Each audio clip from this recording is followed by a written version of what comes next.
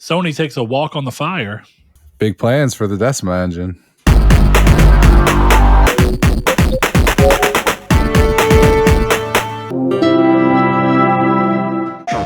Well, hello and welcome to Triangle Square, a PlayStation podcast. I'm your host, Brett Beck, and alongside me, as is always, is one Mr. Chris Figs. Chris, how you doing today, buddy? Chilling, dog. How you doing?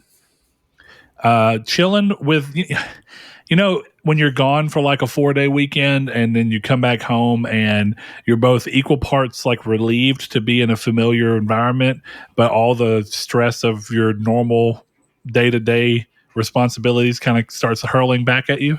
Yes. I don't know if you feel the same because, it's just one of those different things where, we were talking earlier about the difference of like our living situations. It's like I had to have somebody like watch my dogs and my cats. So I had to come back, and it went from a weekend with none of the animal responsibility to suddenly coming back home to having to deal with 5 fucking animals. And being even more upset that I allowed myself to gain 2 animals this past year, amongst other things. It's just been quite hectic. So I'm travel lagged. I can't say jet lag because I just drove a bunch, but that's how life goes. So it's nice to be back home. It's nice to be in the milieu of things, but it's also a little stressful. So I hope. It's been a great weekend, but I hope your weekend was equally great without all the weird parts of leaving and returning to your responsibilities. From what I understand, you've left your responsibilities this week. I have left my responsibilities this week. And to be fair, I left them last week because I took Saturday off. So worked out well. It's been a good couple of weeks for me. Nice. Hell yeah. All right. Well, if you are new to the show, first and foremost, welcome. We hope you enjoy what we're going to be talking about today. We're going to kind of actually talk a little bit about how we have a feeling of why the news may be feeling so quaint lately, but we've got Shuhei's remarks on his hopes for the gaming industry and how he hopes it's not full of nothing but games as a service. Guerrilla talking about, or at least hinting at, Decima engine becoming a bigger deal for Sony and, of course, themselves.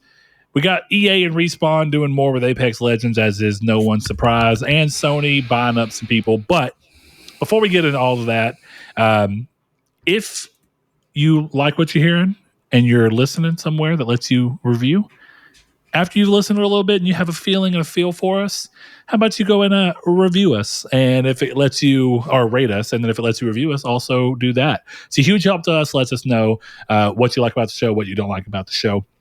But we're going to start this show off in the time-honored tradition, and that is checking in with Chris, who is on sabbatical, and figuring out what he's been playing with all of this extra free time he has recently been given. So, Chris, have at thee. What you been up to? I've been playing a good amount of stuff. I got through Signalis, finally. I got the platinum in that. That is one of the best games I've ever played. It's sublime video game. Highly recommend it.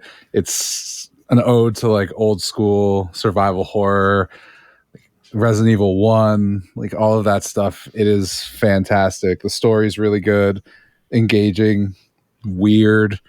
But yeah, I really recommend it. I think my only problem with it is when I was going for the platinum, I don't know how you do it without a guide. Like I don't. Oh yeah, it's like one of those. Don't get me wrong. There's a few games I've played where half of the reason I don't go for platinum is I look and I go, how do you do this without something? Like, it's you look and go, the first person to have figured this out, or the first few people who worked together to figure this out. It makes me think about when you remember when Kojima was talking about how surprised he was that people figured out PT so quickly by just working together online. Yeah. He was like, I thought this would stump people for like another week, and at the end of the first day, people have got it done.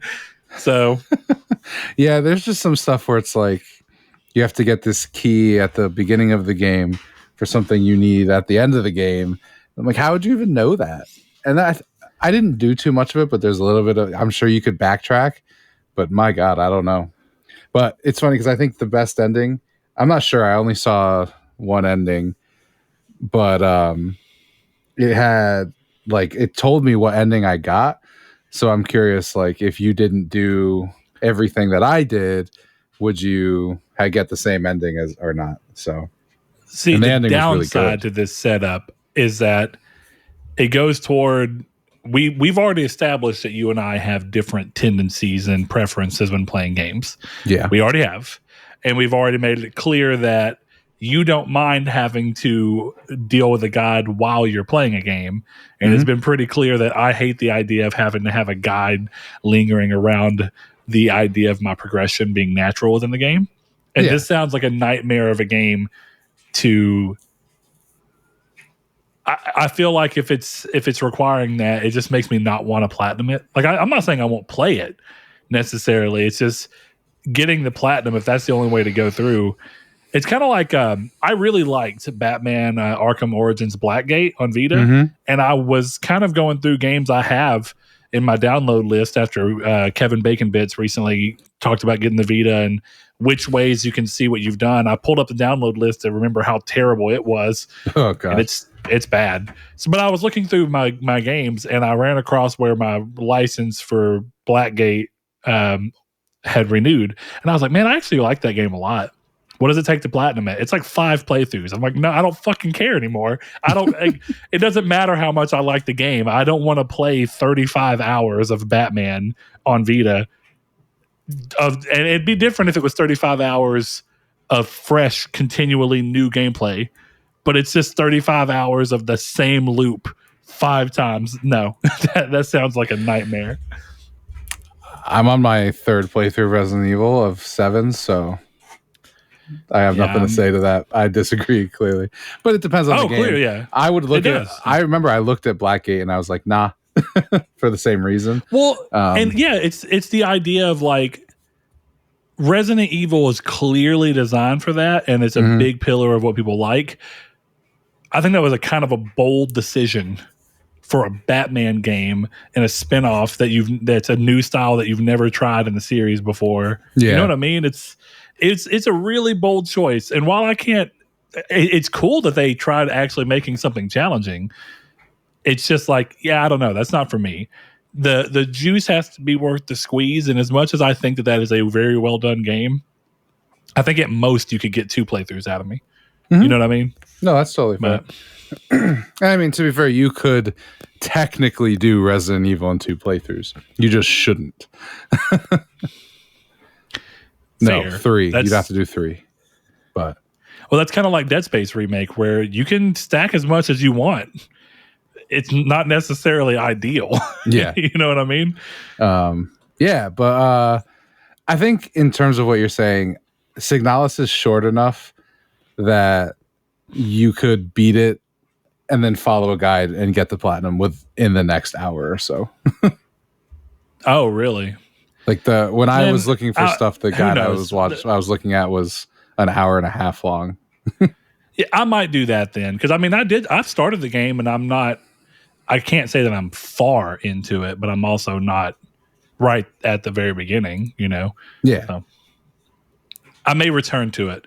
But all right, so Signalis, one of your apparently beloved, already an instant classic from the moment it released. What else have you been playing? Clearly Resident Evil. Yep, I've been playing Resident Evil. I just finished today. So since the next episode, I don't remember, or since last episode, I don't remember if I said that I had done my 100% playthrough, but that's done. So I 100%ed it. Okay. I did today. I knocked out the shooting range challenges, so those are all done. I don't have to do any more of those. So now it's just got to beat it on professional, got a S+ hardcore, and got a S+ standard. Once I do that, I'm done. Game's over.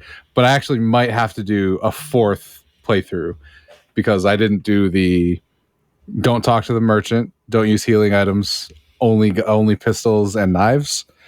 And I don't see myself doing that in one of my S+ runs. So I think that's a 4th playthrough, my guy. Good luck, my guy. It's not that bad though, because I got through. So today I was running through professional. I'm literally just sprinting through the game. And I got through the first 4 chapters in 25 minutes. Yeah, if you know what you're doing, and that's why I was talking about doing the S pluses. Like, is it so? That's what I was talking about last week. Is it so weighted primarily toward time? It's time and saves, I believe. What I will say is an interesting. So if you're just comment. constantly running and never saving, then you're kind of naturally hitting both of those. Yeah, I believe A rank for professional is 15 saves. So just kind of translate that over, I guess, and you'll figure out where you need to be. I will say we had that conversation about the microtransactions last week or the week before, and I still don't think they're that bad.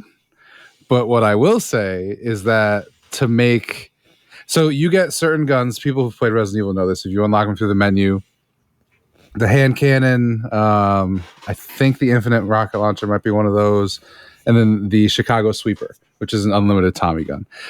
You can did they change the name? Yes, they changed the name.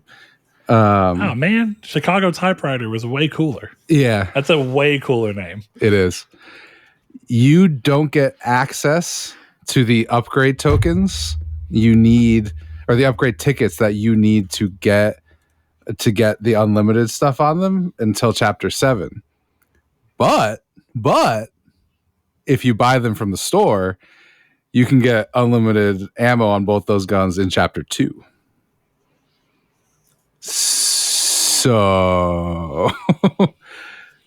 well. I mean, listen, you don't have to buy them, but it's certainly going to make those runs easier. You know what I'm saying? So again, I don't think it's particularly predatory, but some people might not like that, and I could understand. Yeah, I got you. All right. So anything else on your list? Other than that, I've been running 3v3. We've actually been playing a lot of co-op MLB The Show, which is a crazy thing to say, but it's actually really fun. Me and two of my line cooks. It's been a lot of fun, but there's been a couple times where I'm like, I have absolutely nothing to say in this course of this conversation, so let's stop talking about other employees, please. That's fun. But yeah, it's been really cool. So it goes like 1, 2, 3 in terms of you guys hitting, and then one inning someone pitches, the other person plays infield, and the other person plays outfield. So it's cool. It's been a lot of fun. Now, is it like so you're all on one team? Yeah, you're all playing one team. So you play against another 3v3. Cool. It was a lot of fun.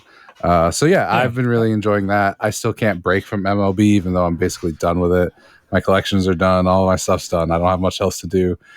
But I'm enjoying it. I still play that. And then I've started a little bit of Valhalla. I don't have anything to say about Valhalla. I'm right at the beginning. But Kyle, it's game time.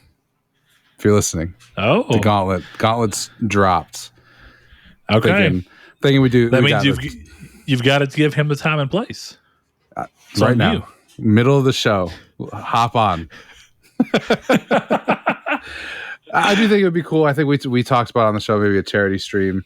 I definitely want to do a co-op of me and you and Kyle and Joe.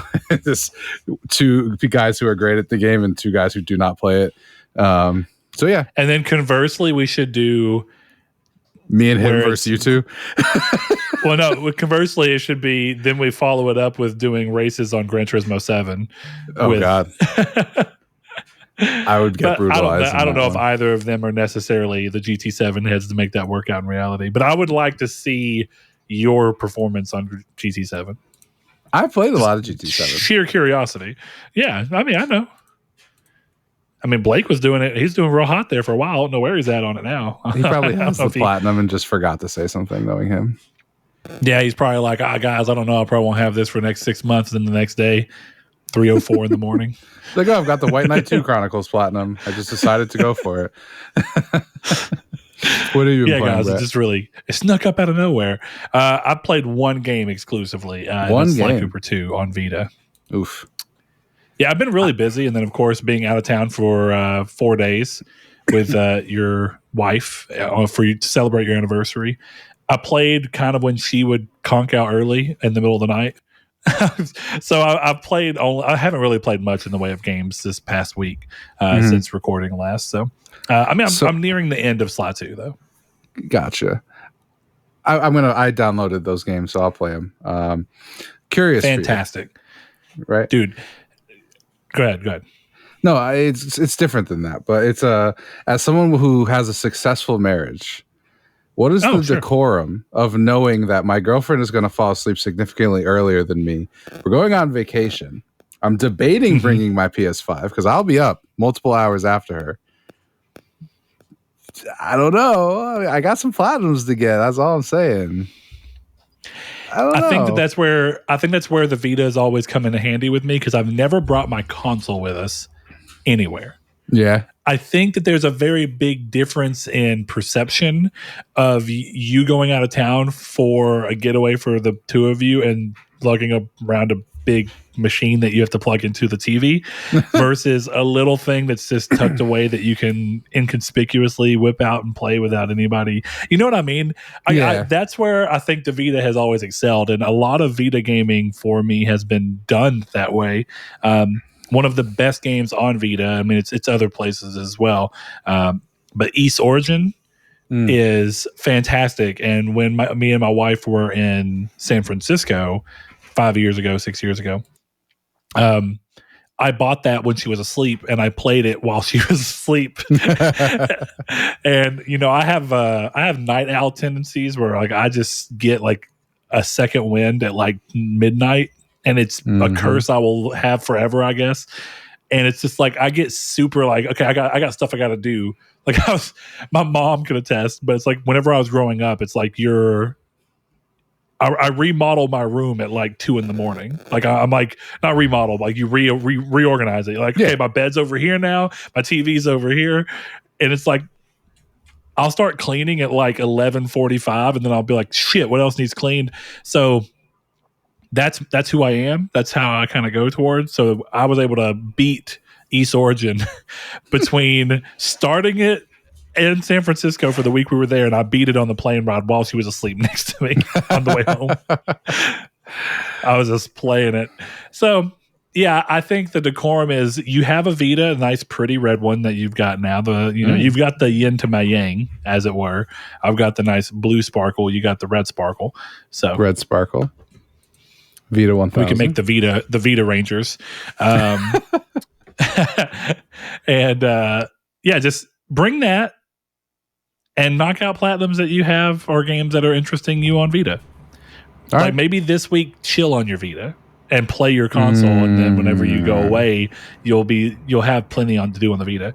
Conversely, I have 2 remarks about what I've been playing. The first and foremost is that I am so much more excited for Ghost of Tsushima 2, having recently played since Ghost of Tsushima, Infamous 2, and then again Sly Cooper 2, because Sucker Punch, they just fucking know how to do a sequel. Something about their games, the second game in their their series, always smack. They're so good. Sly 2 fixes literally every problem that Sly 1 might have had. And Sly 1's already a fantastic game. And then you just make it that much better. Sly 2, and it's funny because they're better in similar ways. The writing gets way more mature, and it gets way more in the sticks of like what's right and what's wrong and what's the cost of certain things that people are doing and how actions interact with each other, or how actions affect other people. And just playing 2, even though I'm not at the end yet, I know what's on the way and what's coming, and even how it's set up in between there. Like, yes, it's got some age for being a PS2 game, but if you strip away the little bit of stuff that's just a product of age, you have a timeless, fantastic game. It's so good. And conversely, the same problem they had with Second Son goes into 3. Sly 3 probably plays better than any of them, but it just kind of feels like they already perfected it with 2. Or they've perfected the overall formula. So all they did was make it play better, but they have an overall weaker game that kind of misses on what made the second game so good. Just like Second Son has got arguably the best gameplay in the entire series for Infamous, but arguably the worst story, the worst character, the worst anything else. Arguably is arguably not the right word for that. I'm just trying to be nice, but yes, I agree. And it's hard because people think I hate Second Son. I still love Second Son. It just happens to be the worst entry in a series I have very high standards for. Yeah, absolutely. It's definitely the worst. I still got the platinum, and I still enjoyed every second of it. But it came with a lot of caveats when you play 2, and you're like, how do you how do you go backwards? Mm-hmm. And I guess it's the nature of. It's kind of why I'm glad that Sucker Punch seemed to be learning to just move on, because they could have kept trying to make more Infamous games. And there's a part of me that wants someone else to take a swing at Infamous. But I don't think it needs to be Sucker Punch, because I think that they give so much of themselves in creating the IP and creating that first entry, and then they just perfect it with the second one. And then anything past that just feels like you're trying to find ways to reinvent a wheel that you've already reinvented.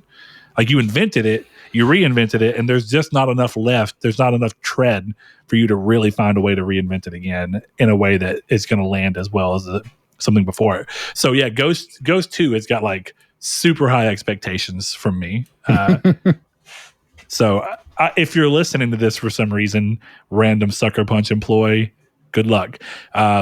Second thing to note, I have got to stop playing my Vita because my right hand for the analog, the camera movement analog is, dude, it hurts right now. My hand has been cramping like crazy because I've not been playing any console. And so between the Vita and then your phone, it's like my thumb in particular is just getting worn out. Yeah. That's your right hand hurts because of the Vita. Yeah. Well, I'm left-handed, so if it was going to be a hand that hurt from that, it would be the old lefty. That's a good cover. Yep, nobody can prove that. I mean, Chris, if you want to use my right hand. No, ask my wife. I'm kidding. But no, for real, dude, my thumb in particular, that little kind of area between like your main fingers and your thumb, is just like those muscles are just cramped up like crazy. So I'm going to beat Sly 2, and then I'm going to take a break from the Vita. I like that.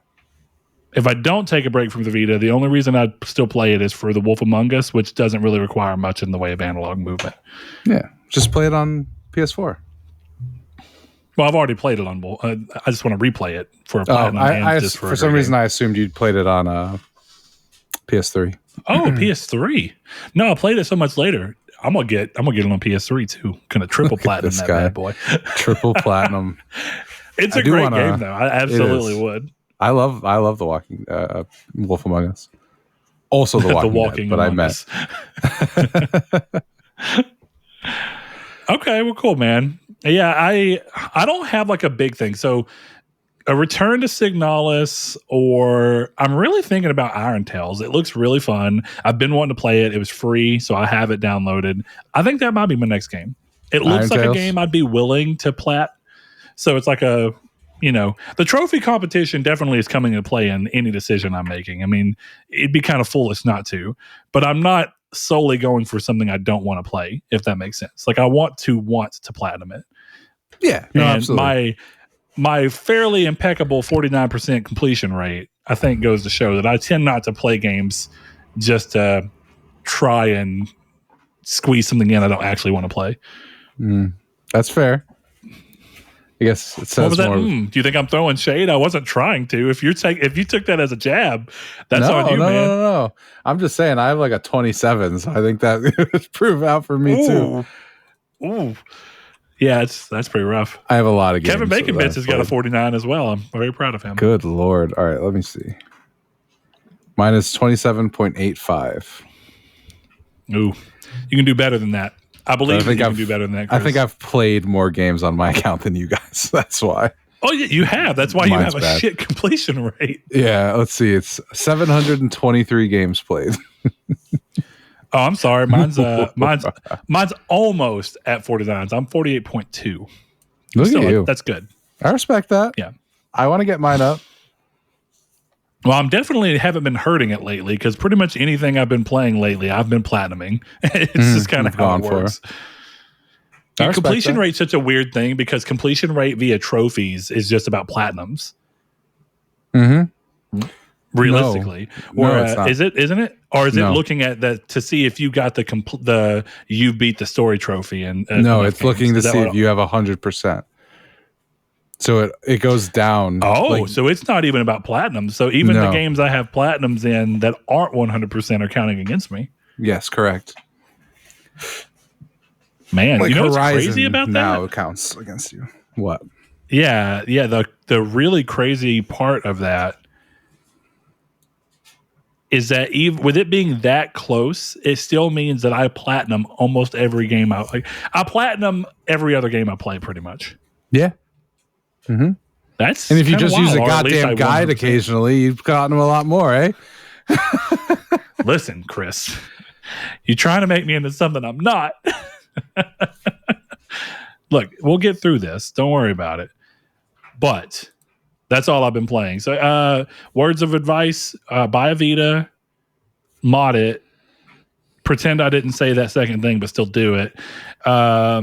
See I've increased never modded a Vita. benefits, stonks go up, and play Sly Cooper 2. Yeah. Play Sly Cooper 1. Play Signalis. Sure. I can't really speak to it, but what I did play was cool. With that in mind, though, Chris, we come to our first question. So remember, if you want to write in for questions to be read out on the show, potentially, we always give preferred readouts to our patrons for those who seek them out. But if we have a great question or just want to shake it up and hear from some different people, we like to get some other ones. So Yuna comes in by writing into us on our Discord, which you can join by clicking the link in the description below, whether you're watching on YouTube or listening on podcast services. And they ask, hey guys, who are your favorite smart characters in games where they are very calculating from their thinking or make good choices in your mind? Chris, do you have somebody who comes to mind? No, you got to give me a minute. I got to really think that one through. There's a lot of angles for this. Whenever I first read it, I have my immediate answer, and there's a little bit of recency bias, but I've also always loved this character, and that is Bentley from the Sly Cooper series, the turtle. He's the right mix of slightly annoying but slightly endearing, or slightly annoying but endearing enough to counteract that. And I like the way that they write him in such a way that he is clearly smarter than everyone, but he's not necessarily above anyone. It's really a good play. And I think that he's a good example of that. And there's actually a story arc in Sly 2 that I think really capitalizes on that in particular. I don't want to spoil it because I've been talking about Sly 2. So go play Sly. I know that I'm asking you to do something that's not easy to do, by the way, because Sly Cooper is not available natively on PS4 or PS5. That sucks. But you can stream it, or if you have a Vita or a PS3, you can find a way to play the HD remasters, which are mostly very good.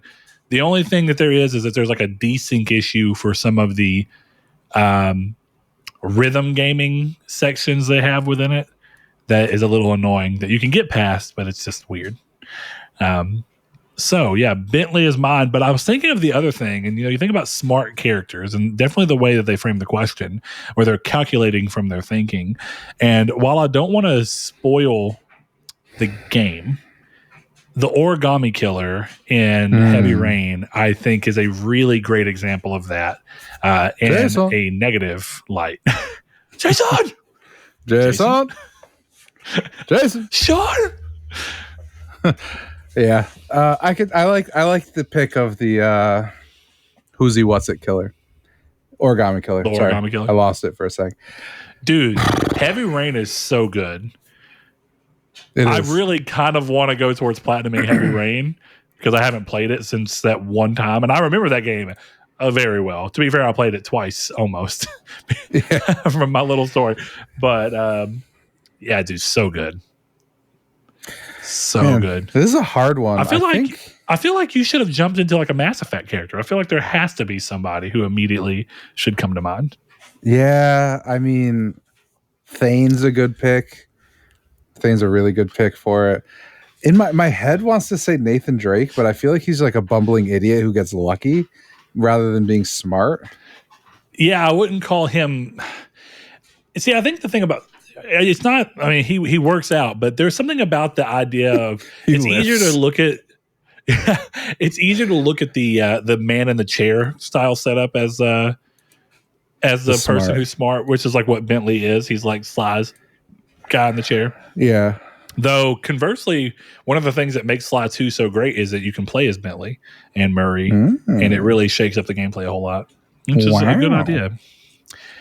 But yeah, I think I almost feel like you could probably go through like main characters that are smart. You could go towards, supporting cast that's smart. You could go towards villains that are smart. I feel like I would go for, I think, you know what?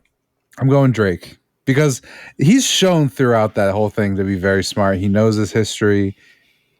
He just gets lucky. I think he gets lucky a lot, which makes him seem like he's less smart than he is.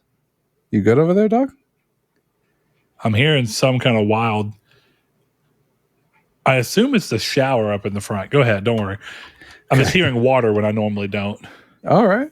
Yeah, I think him getting lucky kind of makes him look like he's not as smart, like he lucked into being successful. But I think just on the fact that like he knows his history, he knows the quote unquote true history. I'll give it to Nathan Drake. No, I do think he's a good kid. He's a smart guy. He understands what he needs to understand in order to succeed. He just also is a little bit charismatically bumbling. I also figured out he is. But there's a right answer to this question I just thought of, and it's Peter Parker, who is a literal genius. So the answer of smartest video game character is Peter Parker. You might be right, but I think that I like to take the spirit of this question is that you see this in action. And if I have one potential complaint about almost all Spider-Man games is that they don't overly focus on showing Peter to be super clever because I think it gets in the way of making sure the gameplay stays consistently fun. I feel like it's easier to show characters being clever when you're not having to give people control of that character.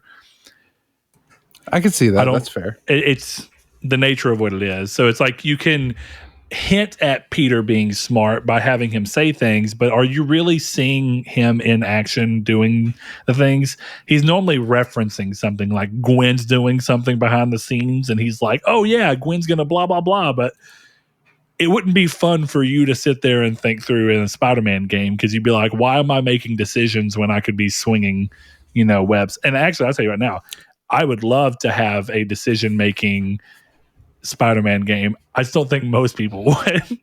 Because the problem with that, too, is that introducing decision-making for a character that's supposed to be altruistic, you can get away with it in a game like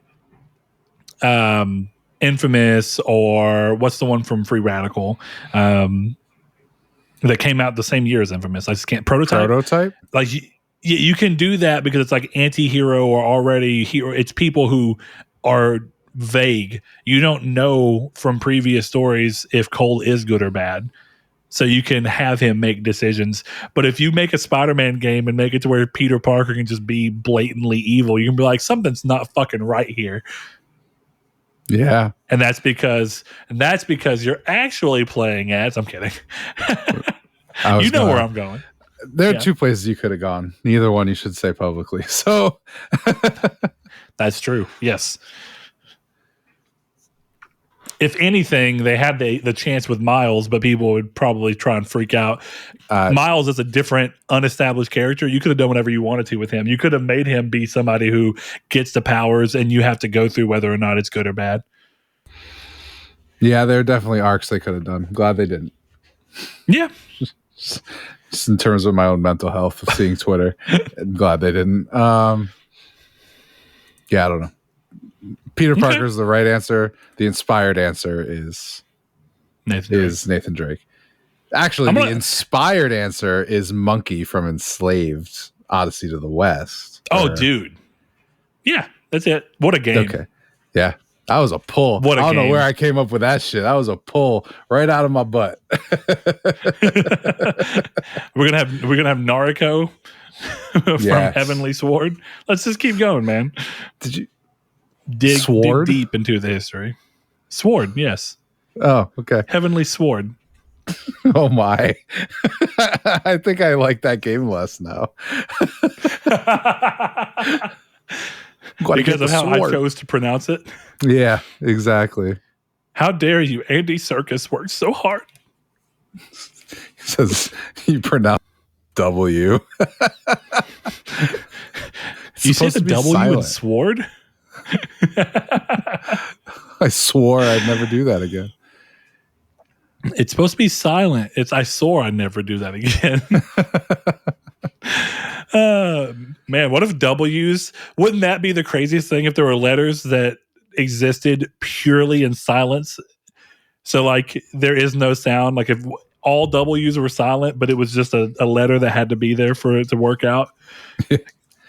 Like a slash. There's a concept. In the middle. There's a concept like that in math where it's like it's not an actual number, but it's like something that you put in that makes the equation make sense and work.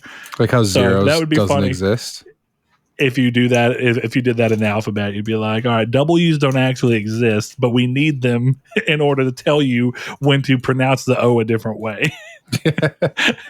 So it's just like the little squiggle over the N. Yeah. It's like a much more complicated version of that. Moving along, though, we've got the community's take. Remember, the community's take is where we during the previous episode will kind of come up with something, either repurposing a piece of news or something we talked about throughout that day, or a question that we got from one of our listeners, and asking it to you guys in the community to either learn fun things about you, get your thoughts on some of the big things happening, or just get some pushback, maybe things that we didn't think about. This week's was a fun one, courtesy of one of our patrons, B-Raj88, and he says, you are teleported into a game of your choice for a month. If you die in the game, you die in real life, but whatever you collect in the game, you can keep in real life. Skills, magic, items, pets, clothes. What game do you pick? If you want to know Chris and I's answer, you're going to have to do a little bit of digging from last week and go figure it out. But if you want to know what B-Raj's answer was, since he's the one who asked the question, he says easy. Gran Turismo 7. Give me the cars and money so I can use it all to buy more PS3 games. It's a man after my own heart. I respect that. God, I should play a PS3 game this week. All right. I was debating. That was really my other question is now the time for Prince of Persia 2008? No, God damn it. Now's the time for Wanted. For nothing else, I want to put it back on my shelf at some point. So play the fucking Chris. game. But for the game to be true to its namesake, where you want to put it back on your shelf, it has to be with me, because then it's truly Wanted. Nah, I need that. No, I'm just joking. I don't need it for shit, but I do. I guess I should play that. I know. That and Wolverine. Get your Wolverine Platinum. Especially because Wolverine's like an actually expensive game. Get it done. Send it back. Yeah. Please. Look, if anything, here's the thing. I got you a newly designed case for that. You're just gonna have to chill and know that if anything, I added value. Yeah, well, it's super valuable with no disc in it.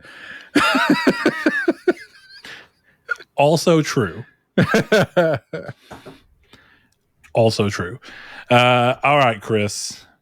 So look, in this world where he's set up, yeah. If you got to come out right, you come out of these games and you have all this money. That's what he's talking about. Get the monies in the car.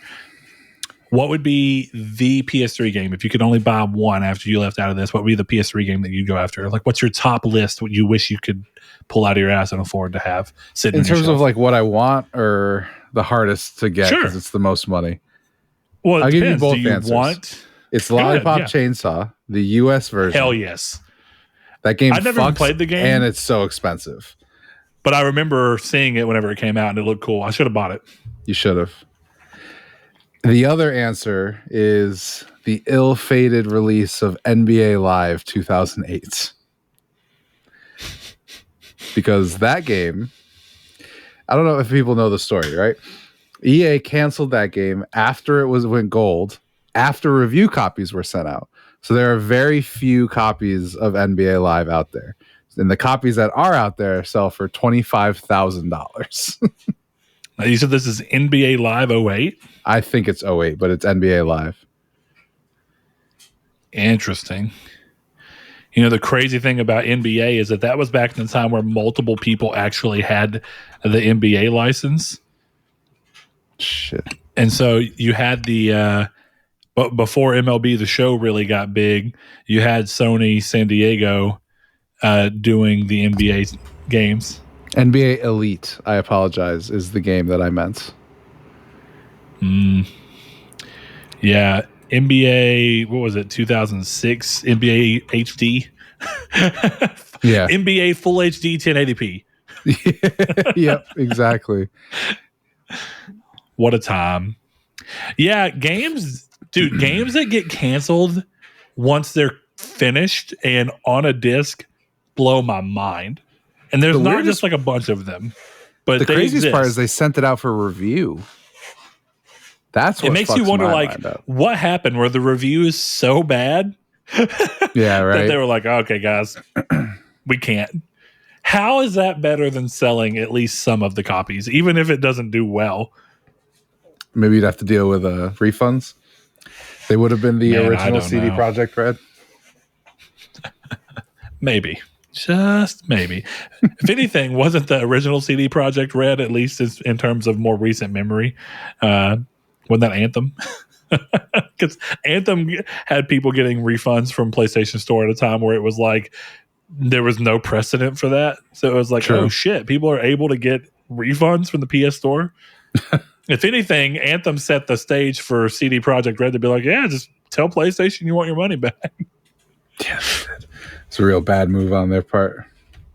It is a wild one. All right, Blake, or otherwise known as the ghost of Blake Popst, wailing out there at a Spirit Box concert. Buddy, hope you had a good time. By the time you're listening to this, he says Stardew Valley, which I figured would be an answer from one of us. Simply don't go to the mines, gather tons of money from crops. Profit, basically what he's saying. It's an easy game. I understand where you'd come from here.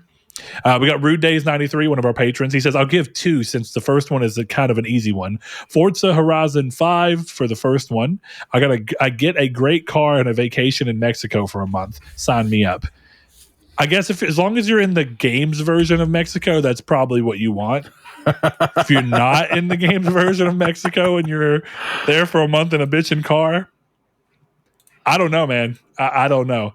I'll tell you this much. This all comes from secondhand information from a lot of people who I work with on the plant that I work at who still go and visit and have a home in Mexico that they go back to occasionally. Depending on where you're at in Mexico sounds wild. I'll leave it at that. Stay in your resort.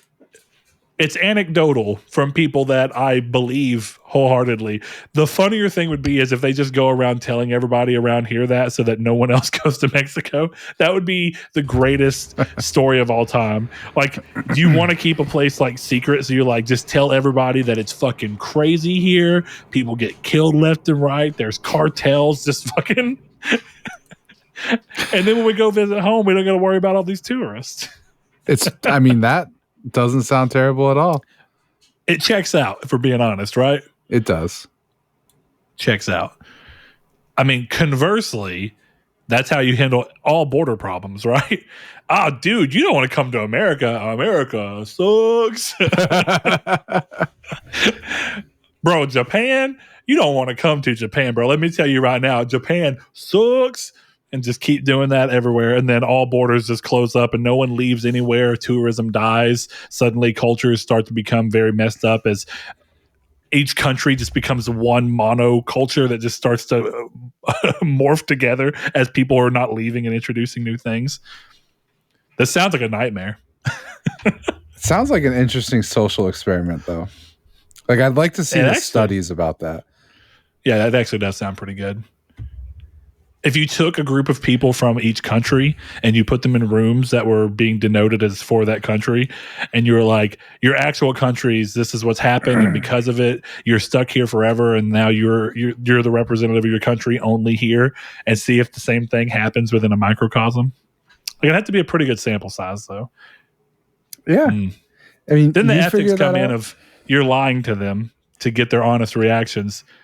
So that's the problem. Ethics and studies they tend not to go hand in hand very well. Just Because the most interesting things that you'd want to study require a little bit of unethicalness. You know, it's like, we'll go back in time to the 50s when that didn't matter, and we'll just have the CIA do both of the things they were doing at that point. oh man, yeah. But this is not a conspiracy podcast or any of those things. This isn't a podcast where we talk about all the fucked up things that the FBI have admitted to doing. No, go listen to Josh Shoop's podcast if you want that. I think that's who it was. Yeah, it's Josh Hoops. I mean, Nailed it. they discontinued the podcast, but there's all those episodes floating around for you to have fun with. Anyway, he says, sign me up. Second one is Dragon Ball Z Kakarot. So if I die, I'm coming back because Dragon Ball's gonna suck if I get eaten by Boo or sucked up by Cell. But hey, I'm coming back alive. When I come back to the real world, I'm basically God. Also, I'm grabbing a set of Dragon Balls and a shit ton of capsules. Capsules, yes. Super cool. Dragon Balls, interesting, because once they come out of that world, what happens? Is it a one-time use and then they just are destroyed because they've broken the laws of our world? Or do we now in our world have Dragon Balls because they fly up in the air and disperse around the planet? His answer may be the best, because if we end up with Dragon Balls on this planet, shit's about to get wild. No, I mean, the reality, right? Hear me out. The reality is that he's got 7 really sick bowling balls.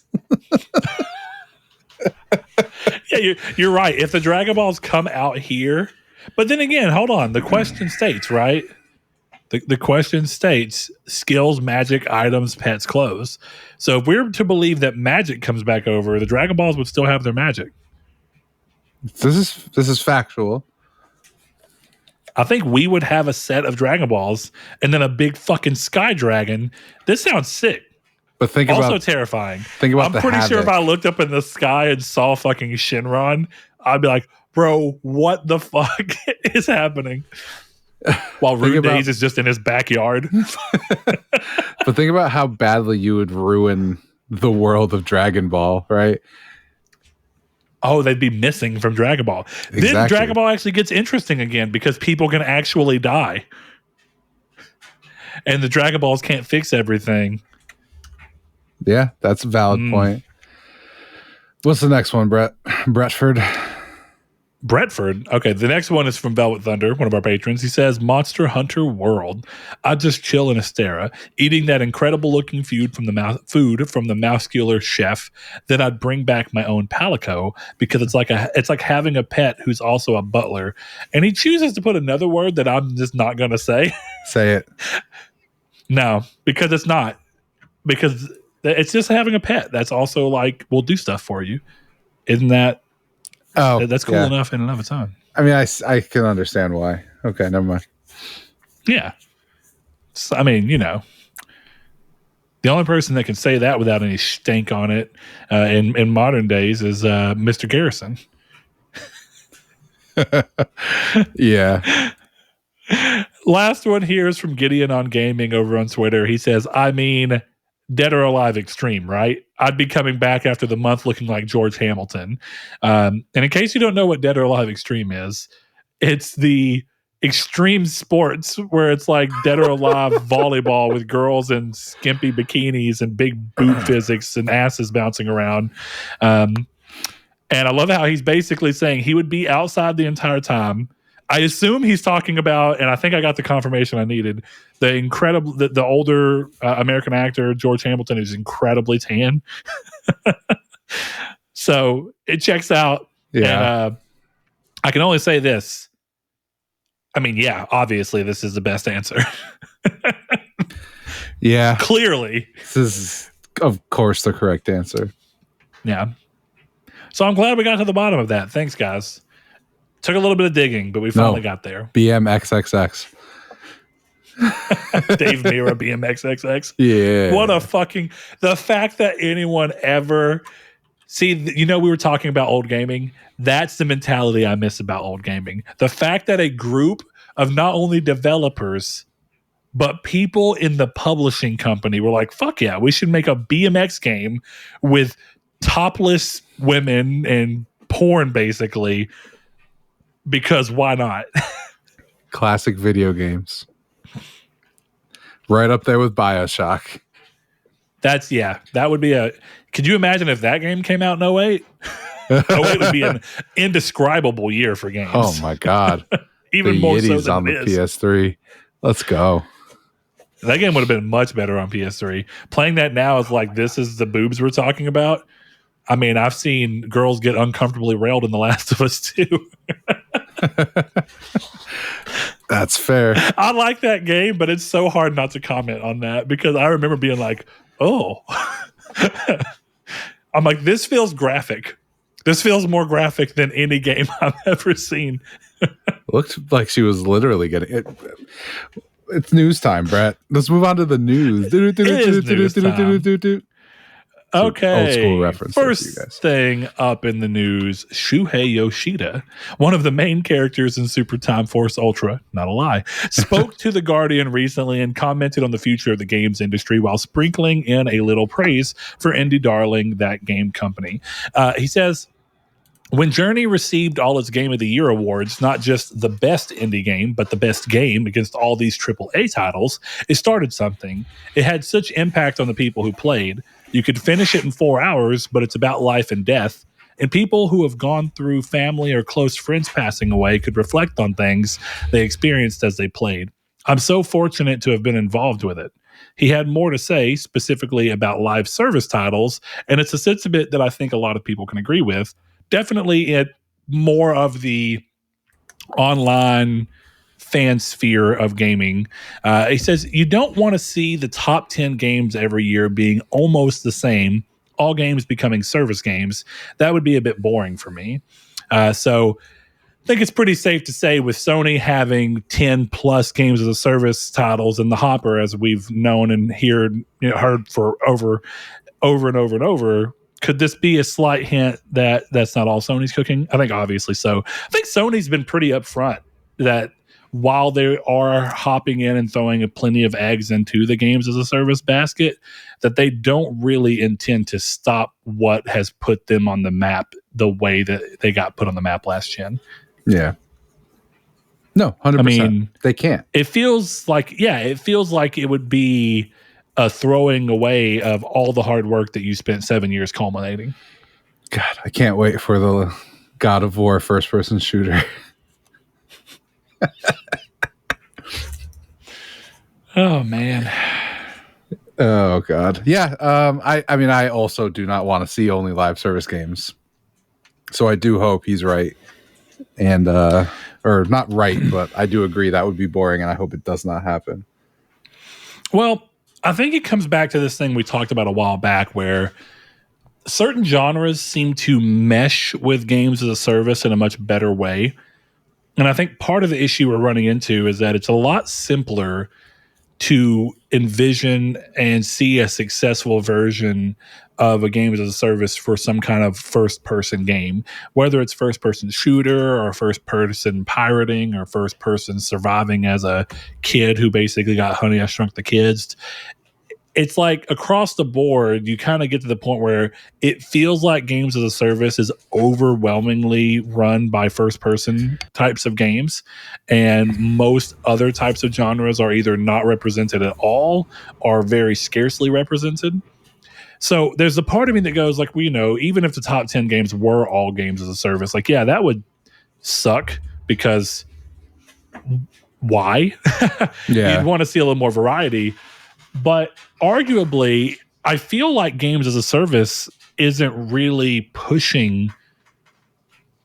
I don't know. This seems like it's a bit of a problem where us as consumers are going to be most likely to try out a games as a service and give it some time if it's first person, or at the very least a third person shooter. That's like the only other one that seems to ever get any traction. And then everything else kind of just doesn't stick. Because even when it comes to car games, right? Like the and I'm not saying that Destruction All Stars, whatever, was like a great game, but it wasn't terrible. But it didn't really get a fair shake at being a games as a service. And that might be rightfully so. But is that because we as consumers don't want that, or because not enough developers have pushed in that direction to make one of those work well enough. I don't know. I think Destruction All Stars being a paid for product is what set it on a course to not get the credit it may or may not have deserved. Because I think when you look at something and you're like, oh, this game looks neat, I would give that a shot. And then you're like, wow, $70. This game does not look that neat. And I'm not going to give it that much of a shot. But, you know, you can download anything for free. You know, with it being a PS Plus game, though, it kind of gives you the same thing of like, isn't that exactly what happens with Game Pass? Isn't that Game Pass's kind of bread and butter? Yeah, but if you look at games like that, like, I don't know. I guess there's no true example of a game like that. But, you know, Apex, I don't know who's paying $60 for Apex, at least for the base game, but a lot of people play Apex because it was free.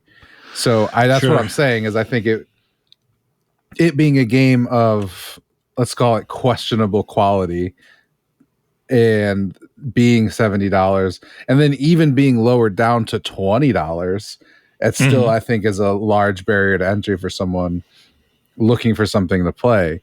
And maybe had it been free, you could have gotten someone to go, hey, screw it. Like, I know, yeah, sure, it's on PS Plus, but you still got to pay for PS Plus. I'm sure there are tons of people who don't use it that play on PS5. Well, sure. I guess where I was kind of going towards that is like games like Grounded and Sea of Thieves are both paid for games that are only free for the majority of people because of services like Game Pass, and yet they don't seem to have met the same fate that, you know, Destruction Derby did, or Destruction All Stars. So part of me wonders how much it is the genre, because both of those games are playing it safer, doing some kind of first person mode that seems to be a little more easy for it, and they're less traditional game loops, I guess, or they're more traditional game loops. Whereas I don't know that I don't know, man. It's hard to say because I mean, like, clearly Forza Horizon 5 and Gran Turismo 7 are both excelling as, even with all the issues that being games as a service introduces to them, like Gran Turismo being down for like 5 days or whatever it was a while back. That's a huge issue that never existed in the series prior, all because you wanted to make the game always online for a game that 90% of its content doesn't require internet at all. So it leads to a bunch of questions, but both of those games seem to be doing fine. So, I mean, it's probably specifically Destruction All-Stars. It really just something where I note that a lot of games as a service don't seem to have a lot of genre variance, which is unfortunate. And I don't know if it's just showing the penchant of the larger market, or if it's just that all of the games that fall within that thing also tend to be made better, so people tend to want to stick with them better. I don't know. My real curiosity is, and you've talked about it a little bit with like MLB, right? So you have a sports game, and then if Gran Turismo 7 was one of those games as a service games, which I don't know if they'll ever confirm or deny any of that. Point being, half of their games aren't first person at that point, I suppose, or even a third person shooter.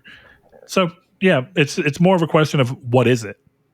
Yeah. What are they doing that's going to differentiate them? And some of that seems to be story and heavy story driven games as a service. And I'm very curious to see how well that works and how well they can actually carve that niche and define it and make it obvious and market it while still getting the more casual multiplayer crowd that really helps those games succeed. It kind of makes me think of Destiny 2. Because, like, right, I don't think you really cared about the story of Destiny 2 at all, right? Not even a little bit. Yeah, so you just... So for a lot of people, Destiny 2 is just purely gameplay. Like, they'll suffer through the story because the gameplay is fun and they don't really particularly care. But we were talking in the Discord the other day about this idea of, like, if Sony's claim to fame in the multiplayer sphere and the games as a service sphere is going to be story-heavy games, the games still have to have pretty much spectacular gameplay, because the majority of people who are big on multiplayer games and in a large number don't really care about the story. Yeah. So, I mean, Apex has this huge sprawling story. Could not care less. Don't care. Well, but Apex also tells it in an odd way, right? Like kind of like Comics, yeah. I feel like Overwatch did their things where it's like you have character introductions and you see how certain characters have interacted with each other, but you don't necessarily get like cutscenes or traditional storytelling. It's like there is story if you want to find it. No, in there's Apex, a lot of story if you want to find it. There's a literal like comic book that comes with every season that tells the story. So it's literally a story in terms of you got to read the shit. So yeah, but it's cool. I just don't care. And I imagine a lot of people just skip it. Yeah. That'd be my curiosity is if Sony's going to do their type of story thing, then what, you know what I'm saying? Yeah. It's like, you can't force people to watch story they don't care about, or you're going to get people to drop out. If your whole goal is to get them to stay, it's got to all be optional. I don't know. I just think when it comes to multiplayer games, you can't skate by on, like single player games can skate by on a good enough story that you don't mind slightly lackluster gameplay. Multiplayer is the exact opposite. It's like gameplay has to be top notch and the story can be, kind of lackluster as long as the gameplay really excels. Yeah, I'll be interested to see. I'd like a good FPS from them. I'll take a moment to remind everyone that if you want to be part of the community's take, like we went through earlier, you can always find us on Twitter at TriangleSQRD if you're still hanging around there. If you've decided to abandon Twitter and want to find some other way to communicate with us, you can always download Discord. Click the link in the description below, whether you're watching on YouTube, listening on podcast services. Just like we've recently seen some people do where Twitter wasn't clicking for them, so they came back around to the Discord. We welcome you. We've had some other people join recently. We like having other people in there. It's a more fun day-to-day kind of, catch you in the moment. It feels less, it feels more casual than any of the other social medias. Somehow I don't really, Discord's probably the one I can bring myself to use the most. But if you want to find us on Facebook, you can go to facebook.com and find the group Triangle Squared, a PlayStation podcast, and we'll gladly let you in over there. So yeah, we just look forward to hearing from any of you, definitely ones who maybe not interact as much or are new to the show. We look forward to hearing from you. Second piece of news, Guerrilla Games have been in the news a lot this week. Leading the news is that Angie Smets, the co-studio director, has been promoted to head of development strategy at PlayStation Studios. Now, this is, of course, following Herman Hulst, who was originally the studio co-founder and director, moving over and taking over Shuhei Yoshida's original job as head of Worldwide Studios. So Sony must have some very high thoughts about how this studio is run. Her departure will set the studio for a second shakeup in the last 3 years, one of those being... No, I can't say this name. So Mikio van der Loo, we're going to say that's close enough, who is leaving his studio leadership role to focus on development of the Decima engine, which he indicated on LinkedIn. Sony has ambitious plans for.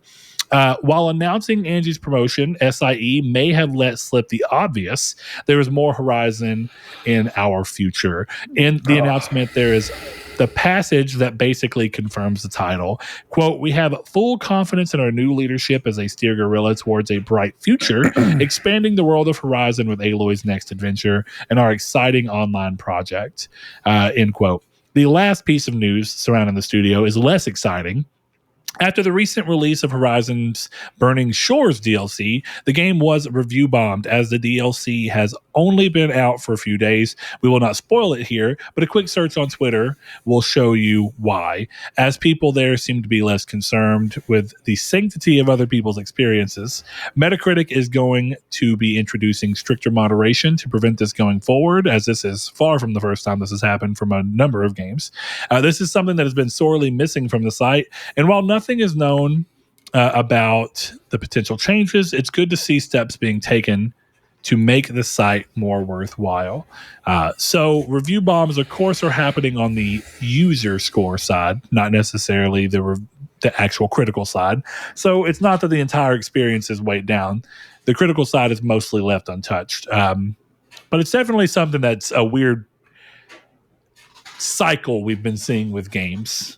Get mad about something, go blow up the Metacritic user review score. Yeah. I don't love it. It's not great. It's hard because I think user reviews are realistically like the more valuable section, but you I just can't agree. trust it. Like I can't trust Metacritics. I'd rather go to Steam and see how the Steam reviews are. Yeah, and Steam has got this thing where they seem to have the opposite side. For the most part, Steam is either completely serious reviews, even whenever they don't like.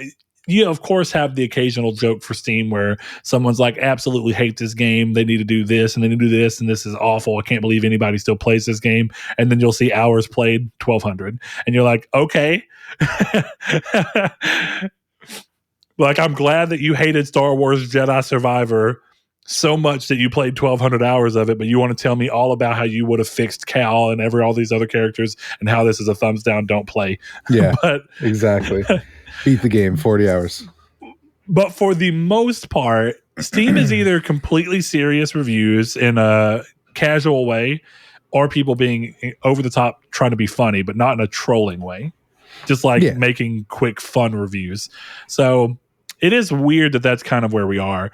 I agree that in a perfect world where we didn't have to deal with this aspect of user reviews being open to everyone, that user reviews should be the ideal purpose of Metacritic, because critics and we talked about this plenty recently, but critics and consumers tend not to actually have the same level of opinion. Critics seem to hold things to a much higher standard, and most users would be willing to think much higher of a game that critics didn't necessarily think as highly of.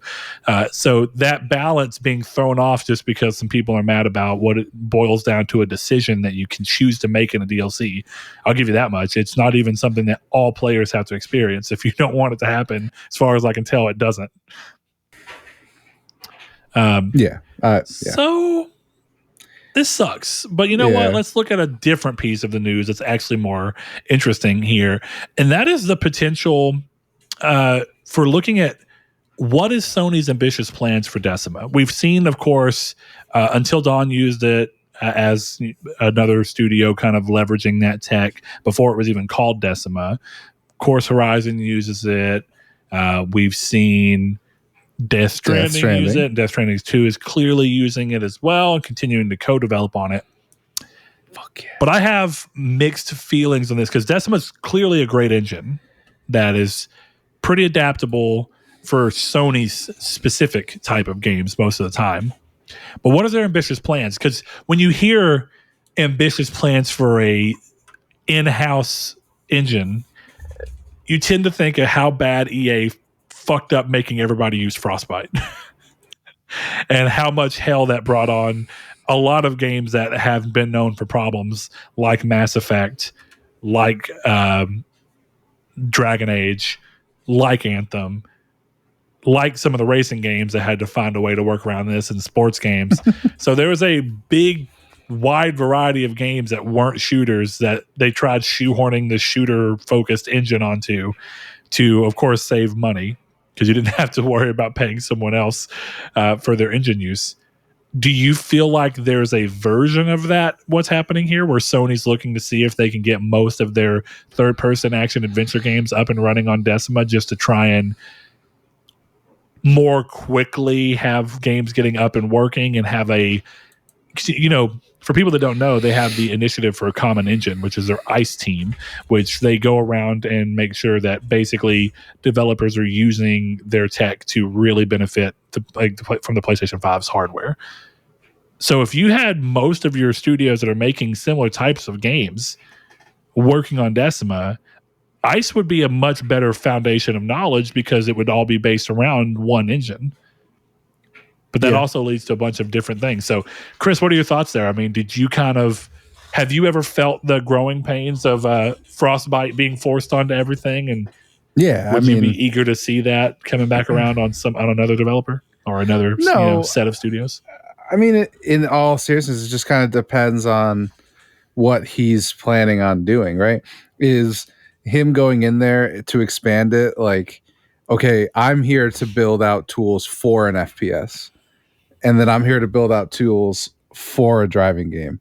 Then I'm here to build out tools for a platformer so that the engine can be more adaptable and maybe can replace, I don't know, UE5 internally for Sony. Although realistically, probably not because they own some of Epic. But well, that was my first question here. Is the only real benefit I could see from this is having Sony try and have it to where Decima is in competition against UE5, to where they're trying not to necessarily do it internally, but they're trying to get third-party studios to license out Decima for them so they can act similar to what Unreal Engine and Epic does, where anybody that licenses their games, they make a certain amount of that money back. But with Sony owning a part of Epic or having stakes in Epic, doesn't that feel like working against yourself? yeah, no, yes and no, right? Because in a lot of ways, no, because you're still getting, what is it, 2-3% of everybody else licensing it out, but you're not paying Epic for it. Not that I don't know if they are now with their ownership stake, but you get where I'm coming from. So sure, I think it still makes sense to have UE5 as something you've invested in, even if it's just kind of what I was saying about buy Square Enix and don't ever talk to them again. Just take the money. It's the same kind of thing. Have a stake in Epic, maybe get some first look deals on a new Epic game, that kind of stuff. Maybe get that 3% of the UE5 licensing fees. There's tons of reasons to do it. But I think it's clear that they think very highly of Decima, and Decima clearly, if you look at Horizon and you look at some of the stuff other people are struggling on, Horizon's one of the most beautiful games I've ever seen, and it runs at a crisp 60 FPS. And then you look at Gotham Knights and Redfall and what's the other one? Why is it slipping my mind? The games that are Plague Tale Requiem, right? That are hitting those 30. games can't even hit 60, and you've got Horizon over here shitting all over them. So I don't know. Maybe it's just they look at their engine, they're like, this is the best suited thing we have going to look great and be high frame rate. So let's just expand it. Maybe it replaces the ICE engine. Who knows? Well, see, that's the thing. Like, even though ICE exists as a team, every studio still uses their own tools. Like, right? ICE still helps with Ghost, even though Ghost is on a completely different engine than Naughty Dog's tools, which they have their engine, which is completely different than what Polyphony uses for Gran Turismo, which is completely different from Decima, which is completely different from studios like Bend using very custom versions of UE4. So I know that ICE exists and that the name would lead you to believe that Sony wants a single engine or all engines to have a common through line to where you can kind of get more out of them on every platform. But that's not the real reality. I think what ICE is really doing is that there's a through line of how each engine can be improved to specifically benefit from PlayStation's hardware so that they can pull that extra power that PlayStation's known for. Like, look at that game and what it's able to pull off. Like, I've never seen a game look like that on this system, even though it's an engine I'm familiar with. Or even if it's not, Ghost probably looked this much better because ICE is like, yeah, but if you build the engine to do this, you'd really benefit from this feature of PS5 or PS4. It's weird. But I guess the thing I see about this is like, there's still teams that opt to build their own engines these days because what they want to do for the game is just so special that there's not necessarily an engine that already has that baked in a way that is going to work. So they just go, screw it, we're going to make our engine from the ground up. Because like Sony Santa Monica uses a completely different engine from everyone else as well. Yeah. And part of me does wonder, like, what would God of War Ragnarok have looked like on Decima? Like, it's an interesting question. Yeah, it might have looked fucking sick. And we'll never know, I mean, Ragnarok looked great on their tools. That's not the point. It's just, I think my curiosity there is that since the engine has some impact on what the game feels and looks like to a degree, I worry that going towards a common engine, actually, like if that is the goal, would lead you to having things like some of the most beautiful aspects of Ghost not really being able to be to that degree because they're having to try and funnel this through an engine that they didn't create with that in mind, So It's a mixed bag. If nothing else, I think the real thing for Decima has clearly been find a way to get it to where certain developers just want to use it because certain aspects of it are just made in a specific way. But it's kind of interesting even hearing that might be, which we didn't get an idea of what that ambition is. But if that is one of the ambitions, it's interesting to have something really go up against Unreal Engine 5 at that particular category, just because that first UE5 showcase, it seems like it's the answer to every problem devs would be having. Well, how do we get more polygons out of stuff? How do we get more detail out of stuff without having to have more overhead? And UE5 kind of answers that. Yeah. But we've yet to really see a UE5 project hit in any meaningful way besides Fortnite. Yeah, it's going to be... I don't know. I think it's just... We're watching the landscape. My honest thoughts is at this point, we're kind of watching we're kind of watching the start of what we're going to see in the PS6. Like, a lot of this stuff doesn't feel like we're seeing it today. You know what I mean? Even UE5, by the time it's ubiquitous, it's PlayStation 6 time. Yeah, I get what you mean. And then you're going to have the same thing that we always have, where a lot of the games coming out 2 or 3 years after UE6 eventually hits the market are going to still just be using heavily modified UE5 because that's the nature of what it is. You know, Unreal Engine 4 had been out for a long time, and Rocksteady's like, we're just going to make Batman Arkham Knight on a heavily modified Unreal 3 because we already have the tools we want to have, and we've customized it the way we want to customize it. So, yeah, it's interesting. We'll see what they end up doing with that. You know, for Guerrilla to have had years of putting out Killzone, a series I love, but that never necessarily saw any kind of real critical or commercial acclaim in any... Well, Killzone 2 is actually one of the highest rated games on PS3. I don't want to speak out of turn. That's like a 91 on Metacritic. That's nothing to scoff at. But it is interesting that they seem to have really, at least in modern Sony, they seem to have really scratched the itch for what Sony looks for and how studios are run, for them to keep pulling that leadership up. And you would assume that means that they've really found a good way to bring people to fill those spots within Guerrilla. So good on them. I wish them luck. Me too, man. Me too. But we have a question kind of in regards to all that. Rude Days 93, one of our patrons, he says, what would be your preferred way of playing DLC? Would you want to play it like Horizon Burning Shores and have it after you complete the base game, or the more traditional way of being able to jump into it at any point in the base game? Do you have a preference, Chris? You've played more DLCs than I have, I think. I think they both work well. I think this, I don't know, maybe it's just me, but I feel like you having to beat the game gives this DLC more weight, where Agreed. The fact that you can just put in Frozen Wilds, I think was Horizons. The fact that you can play that whenever makes it feel like a side story. And it was a side story. Yeah. But you get that feeling where this feels like, if I was looking forward to Horizon 3 and I was about to buy Forbidden West on the way to get to Horizon 3, you're like, okay, I also have to play the DLC. Clearly it's important. But I don't think you had to play the Frozen Wilds.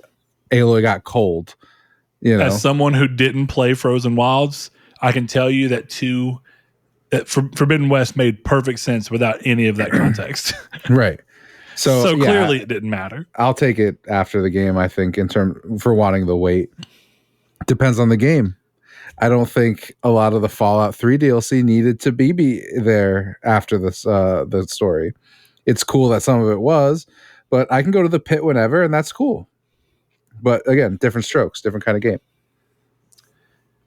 I think I lean on you because of the same reason. It's kind of like whenever games are like, we're going to make a prequel now where you get to see what Kratos was doing before this. But it's like, yeah, but the stakes feel so low because I know that Kratos is alive in the next game. So what can you really do that would introduce any real tension? It's like there's a disconnect because you know the end goal of where something's going to end up. And it's always more exciting when something is entirely new, because when God of War does a new game chronologically, you're like, Kratos could die in this one. Who the hell knows? And so that's fun. Yeah. And it's kind of the same here. It's like there's not enough weight to being like, at any point in time, you can just run off and do this side mission. It feels like, well, there's no way it's going to have enough impact to matter for the next story. Otherwise, it would have to come sequentially in a certain order. I think of it too, where I would imagine that the writing of DLC tends to be much better when it's able to be something that is. There's clearly a good answer here, first of all. One of the best DLCs I've ever played is one of the few I've played, so take that with what it is. Oblivion's The Shivering Isles is so good, but it's because it's so disconnected from everything that it feels like it's 100% own story. It doesn't really try to connect back to anything going on within Oblivion. Yeah, you can go do it at any point. You don't have to have beaten Oblivion, but it's not even tangential realistically. Whereas I feel like a game like Frozen Wilds, it's still trying to play into this story while not being able to be important enough to where the fact that it came later, the base story still has to make sense without it, which means that at the end of the day, no matter what, it can't be that important. When you're writing for a story like Burning Shores, where you can write knowing this one thing has absolutely happened and shapes the potential for this to happen, you get much more interesting DLC. But I have a little bit of a hot take here. I think all DLC moving forward should not only happen after the story for whatever game they're playing. I think that they should be standalone DLC that you buy. You don't have to have the original game, and you just play it, and it has its own platinum and its own everything, and they are. I think that's kind of wild, but I see the logic at the very least. As someone who's not traditionally played a lot of DLC, I think it's easier for me to say that. But I also think you'd get a higher chance of people actually buying your DLC because there's not a chance that they've gotten rid of the game. Like nowadays, when things are more digital focused in purchases, I can see DLC making sense. But I remember when they were like Mass Effect 3 DLC that you have to have the disc to play. I'm like, why the fuck? If I don't keep the disc, I just got to go buy Mass Effect 3 again to play it. It's like you're shrinking your own potential player base. Whereas regardless of whether I had Infamous 2 or not, I could play Festival of Blood. I could play First Light, regardless of whether I had, Second Son. And they're still just as connected to those other games as they were ever going to be. But you also get that feeling of, cool, it's a completely separate game. I don't have to boot up another game and load up a save file. It's a new save file. I just think that there's personally more draw for something that feels like a new adventure, even if it's just an in-between adventure. Yeah. I mean, I can definitely see that. I just think there is a lot of cachet in just being like, hey, throw in your disc of Horizon. Oh, look, there's a DLC that pops up right on the side of Horizon, But I would like more standalone DLCs. I just think standalone DLCs suffer from the same problem I'm talking about of, is this, how connected can this really be? Just as a perception. Well, I think it just depends on how it's handled as a standalone DLC, because I think clearly one of the most clever things about Festival of Blood for Infamous is that it is canon and it's not canon because it's just Zeke bullshitting a story to try and pick up girls at the bar, which is great because you get to play this whole game and experience this whole thing, and then you get to have at the end of it this feeling of like, well, it's not canon and it's not canon. It's just an experience I got to have. Yeah, it's world. Then you have things like Fletch, right? And even though I talked about not liking prequels as much, I actually think First Light did a really good job because they criminally underutilized Fletch in the actual Second Son game. And since you don't know much about her or where she came from or what even really happens to her, since nothing of any real value happens much to her in the game, you get to have this other completely standalone thing that feels like its own adventure that felt more weighty than having to pop in I don't know. I think it's just a perception thing, kind of the idea of marketing and putting 99 instead of $24.99 instead of 25. It's just the way you're choosing to put the bow on it is more appealing to me as an individual. I agree. That I do agree with. I mean, I would be much more likely to jump into Burning Shores right now. And don't get me wrong, it looks pretty good. I'd be much more likely to jump into it right now if it had a separate platinum. And, well, yeah. And I mean, thankfully I bought the game digitally, but if I hadn't started game sharing with you, I would have already gotten rid of Forbidden West by now. Mm-hmm. So you wouldn't even have it. So I wouldn't even have had the opportunity. So I get what you're saying. I pick it up what you're putting down. Yeah, we'll see. That may actually be a pretty good community stake because it's interesting seeing other people's things here. My general question is, how many people actually play DLC? That's still a genuine curiosity of me. Like, if you look at the player base for Forbidden West, by the time that Burning Shores has really had time on the market to be mostly saturated through as much as it's going to go, what percentage of people who played Forbidden West are going to have played Burning Shores? I mean, you'd think a decent amount. 30% is not bad or good. But whenever you built it from assets and tech that you already had for the game, it's probably great from a profit standpoint, you know? Yeah, that's fair. It seems bad from a player retention standpoint. Like you can only convince 30% of your players to play this new thing. But that's also just a make-believe number. I mean, I don't know if that's what it's going to end up being. Yeah, I don't know. But I'm sure... I just have a severe doubt that most DLC hits anywhere even close to 70% of the player base. Oh, I would agree with that. But the reality is, though, one of the big problems with this DLC, there's going to be a 5-minute recap that tells you everything you needed to know anyway. My big problem with the DLC, because of course Twitter, and I haven't even seen much of it, is that the fight at the end is a fight that should have been in Forbidden West. They tease it and set it up in Zero Dawn just to do fucking nothing with it in the follow-up game, and then you put it in a DLC. Are you out of your fucking mind?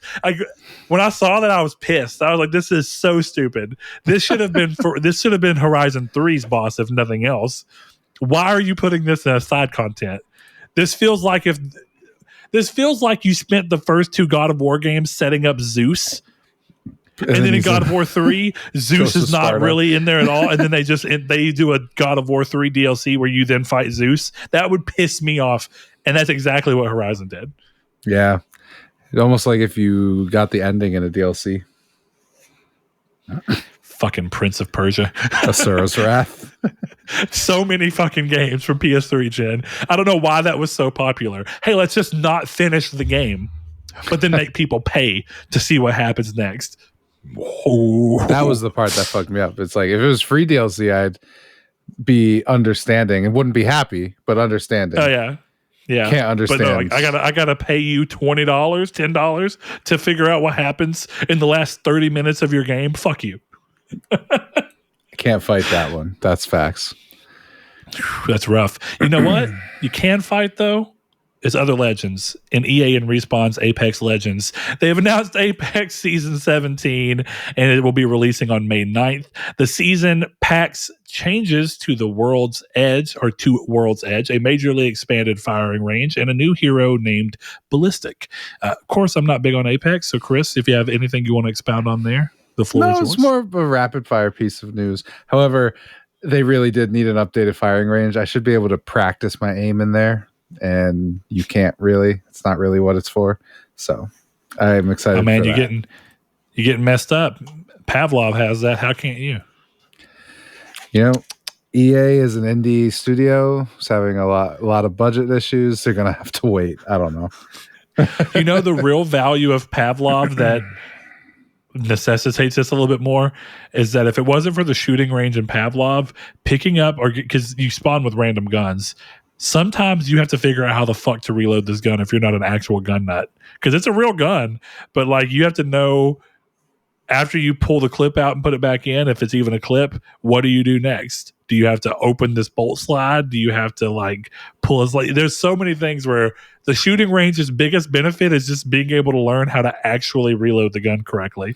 Because I was at the shooting range, there's one where it's got a big ammo box and the ammo that's like bullets in a I don't know what you really call it, but in a row.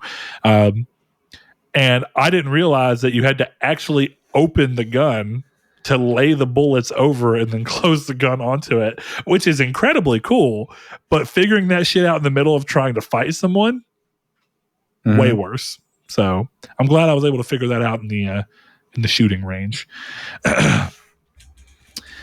But the next piece of news we have here is probably the biggest piece of news for the week.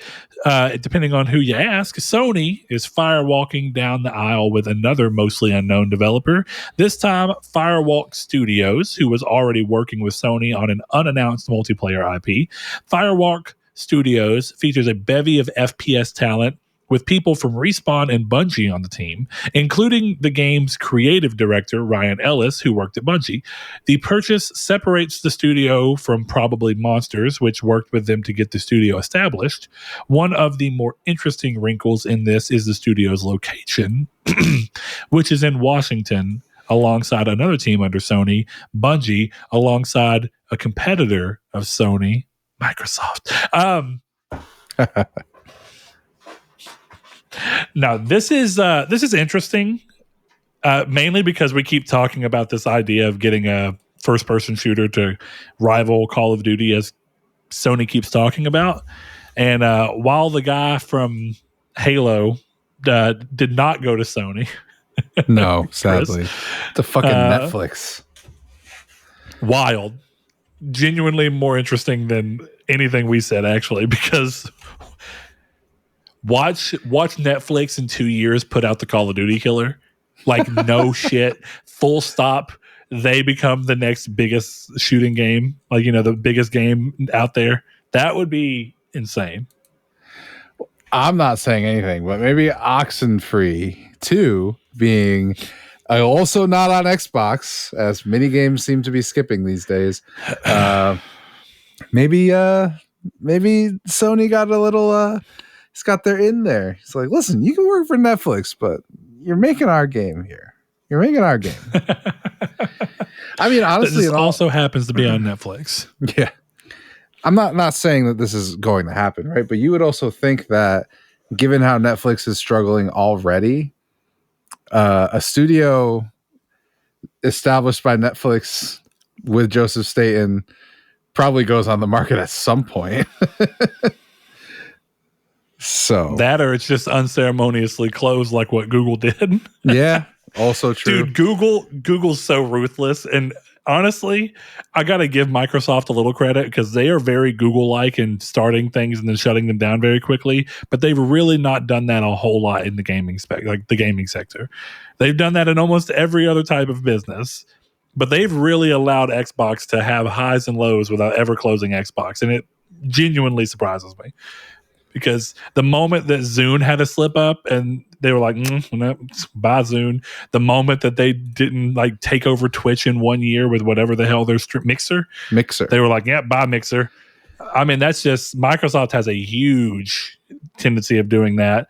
And I remember when Stadia was first announced, my immediate thought was, do you know how often Google has shut down something within about a year because it didn't work the way they wanted? They close fucking everything down if it doesn't work. Yeah, there's a whole website devoted pretty much to it. Everything.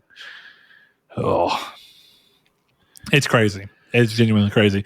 But yeah, Firewalk's an interesting one. I think Sony going after these studios, I think this is kind of going into that thing where Sony's looking at this and knowing that the game's looking good enough. They're seeing enough initial promise and probably positive playtest or something like that, that because of the current landscape of M&A, Sony sees the value in going toward buying these developers before they get a name in the market and then other people start getting their hats in the rink. I think Sony's looking, going, we have this partnership. We get a close look at what they're doing. We see their progress. We see that there is a trajectory that looks similar to other times we've worked with people and ended up buying them. Let's go ahead and jump on the gun. It moves our timeline up considerably from what we like to do, but at least it's still us partnering with new developers and then bringing them in rather than waiting and just buying them after they've made. And I'm not saying that to be a dig at Xbox. It's a different way to go about things, but I do think that without that being a dig at Xbox, it is important also for Sony to be able to say, we're like, regardless of how you feel about what Xbox is doing, we can at least always say that we've built relationships and then bought. Whereas that is not as immediately evident with Xbox, whether or not it's true or not. It's not as immediately obvious as it was with PlayStation. But what do you think, Chris? No, I think this is just like, if you, as a baseball fan, right? This reminds me of a team looking at their all-star prospect who they think is going to be a killer and being like, how about we give you, 5 years, 50 million, instead of, by the time they're actually looking for a contract, it's 10 years and 250. I think it's as simple as like, M&A is driving up prices. It's all doing all of this stuff, but then there's just a matter of, let's just have them early. We can, with a new studio, there's a lot less risk of, like, let's say Firewalk comes out, game's a 2 out of 10. You're like, this is embarrassing. It's not like you're shutting down Respawn. You're shutting down Firewalk. So you can get out of that pretty easily. Not that I want to see that happen, but sure. This isn't like you're, like, it's probably hard for EA to shut down BioWare because it's BioWare. You don't have that with here. So you either invested a small amount of money or a smaller amount of money into a studio that's going to become your next Naughty Dog or your next Treyarch, or you paid cheaply for a studio with talent who is now, you can shut down the line if you need to. I think it's just prudent. I just, clearly with how quickly they're moving, it definitely shows that there's pressure on all people in the gaming industry to not lose opportunity. I think that just becomes very obvious very quickly. Yeah. I think that they could have waited a while to do things like Housemarque and Bluepoint because they had such strong, almost exclusive relationships with already that they can be like, listen, just don't worry about anybody else coming in. You have a steady stream of work with us, and then they were able to be like, all right, now let's come into our fold. And it's my only curiosity is whether or not this forced speed up of scale does lead to a lot of, I won't say regretted purchases, because like you said, you're not losing so much, but I do wonder if it leads to a lot of studios being bought, their games underperforming and being subsequently closed, like you said, and if that's happening in a large enough amount to be like, oh, this is a little surprising. Yeah. But you wonder, because like, right, if you shut down Haven, for some reason Haven's game doesn't blow up.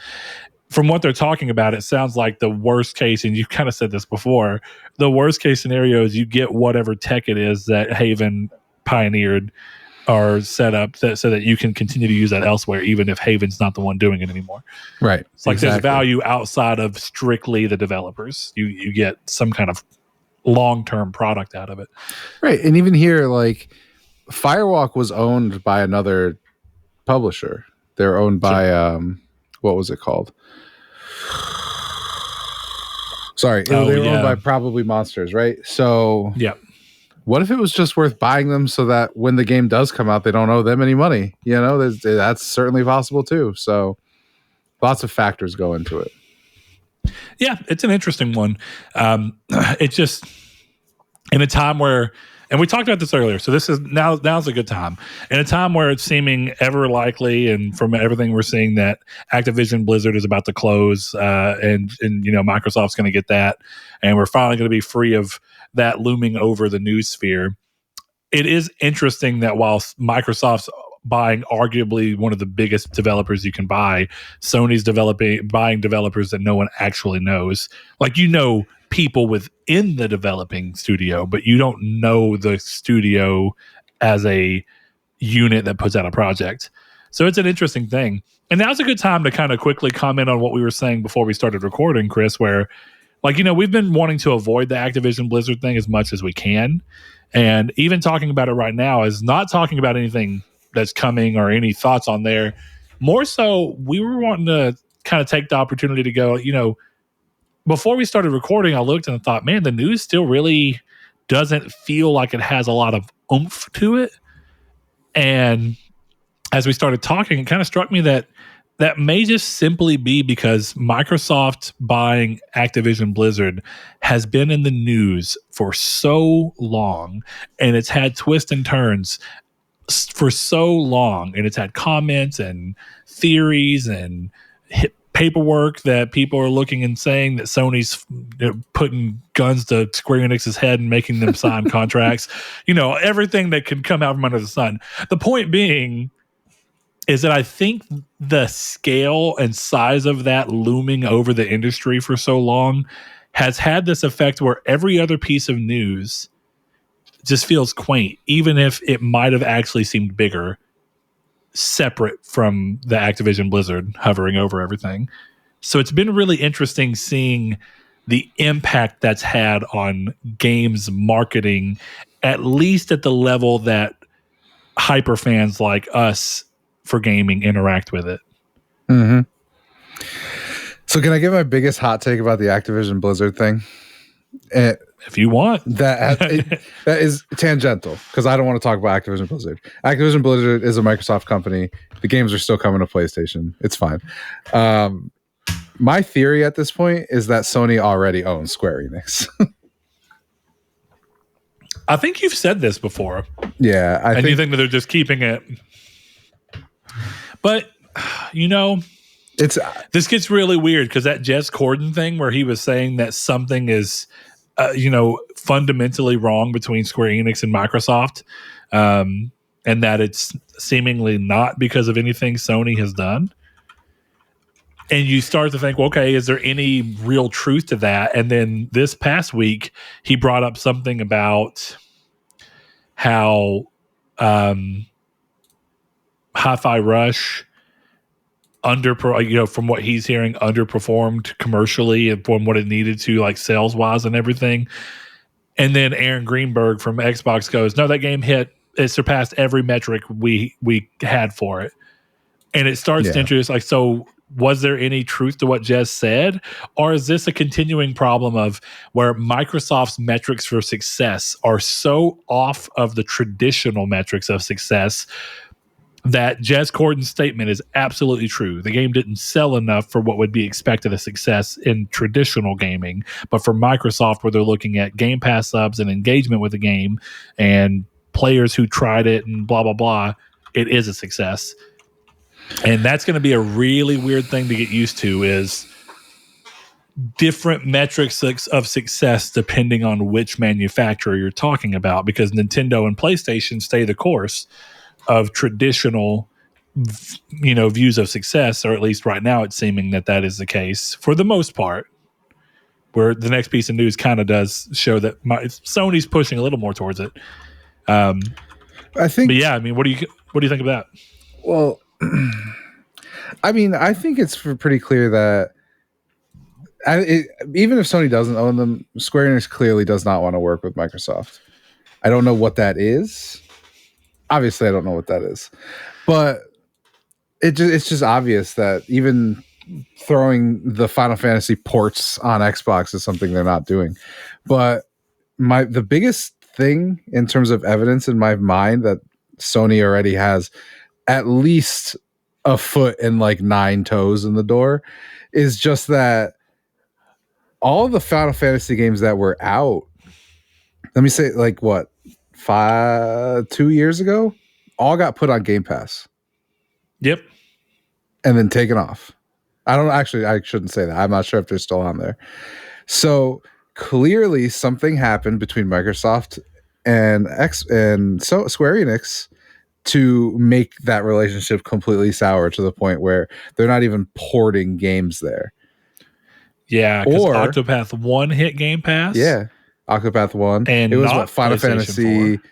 No. Final Fantasy 7 original. 8, 9, 10, 11, or 12. And 13, then, of course, 13 the 13 too. They were trilogy. all there. Yep. So, and they got Xbox One X and or whatever, Xbox Series X enhancements. Yeah. So clearly you have to think either Phil Spencer slept with somebody's wife, Sony owns them, or the most logical of all of them, those games ain't selling. And the Game Pass money was not worth putting it out there. And all they got to do is walk up to Sony and be like, we'll take some money for exclusives, even if you're not actually you were never gonna release it there anyway. But hey, why don't you subsidize our costs? And then why don't you subsidize our costs? Just becomes, why don't we just work together? Why don't you take all the costs? Because really, like, what are they losing? It's a curious question. They don't care about Nintendo, right? Let them have their triangle strategies. But the Xbox is the true competition. Everything with the Activision deal is proving out that Xbox and PlayStation don't feel that Nintendo's competition. So why would Sony stop letting Nintendo games come out? So I mean, that's fair. There is the thing of where you look and people say, well, it has to be that Sony has, if your game is on ours, saying you can't work with Microsoft at all. And that means it would have to be a game by game basis, because DioField Chronicle did come out on Xbox. Yeah. It's like we have a relatively, I'm 90% sure that it did. I remember it being in the trailer. Yes, it came out in September 2022 for PS5, Xbox One, Xbox Series X, S, PS4, Windows, and even Switch. So point being is that we're talking 6 months ago, 7 months ago, whatever it be.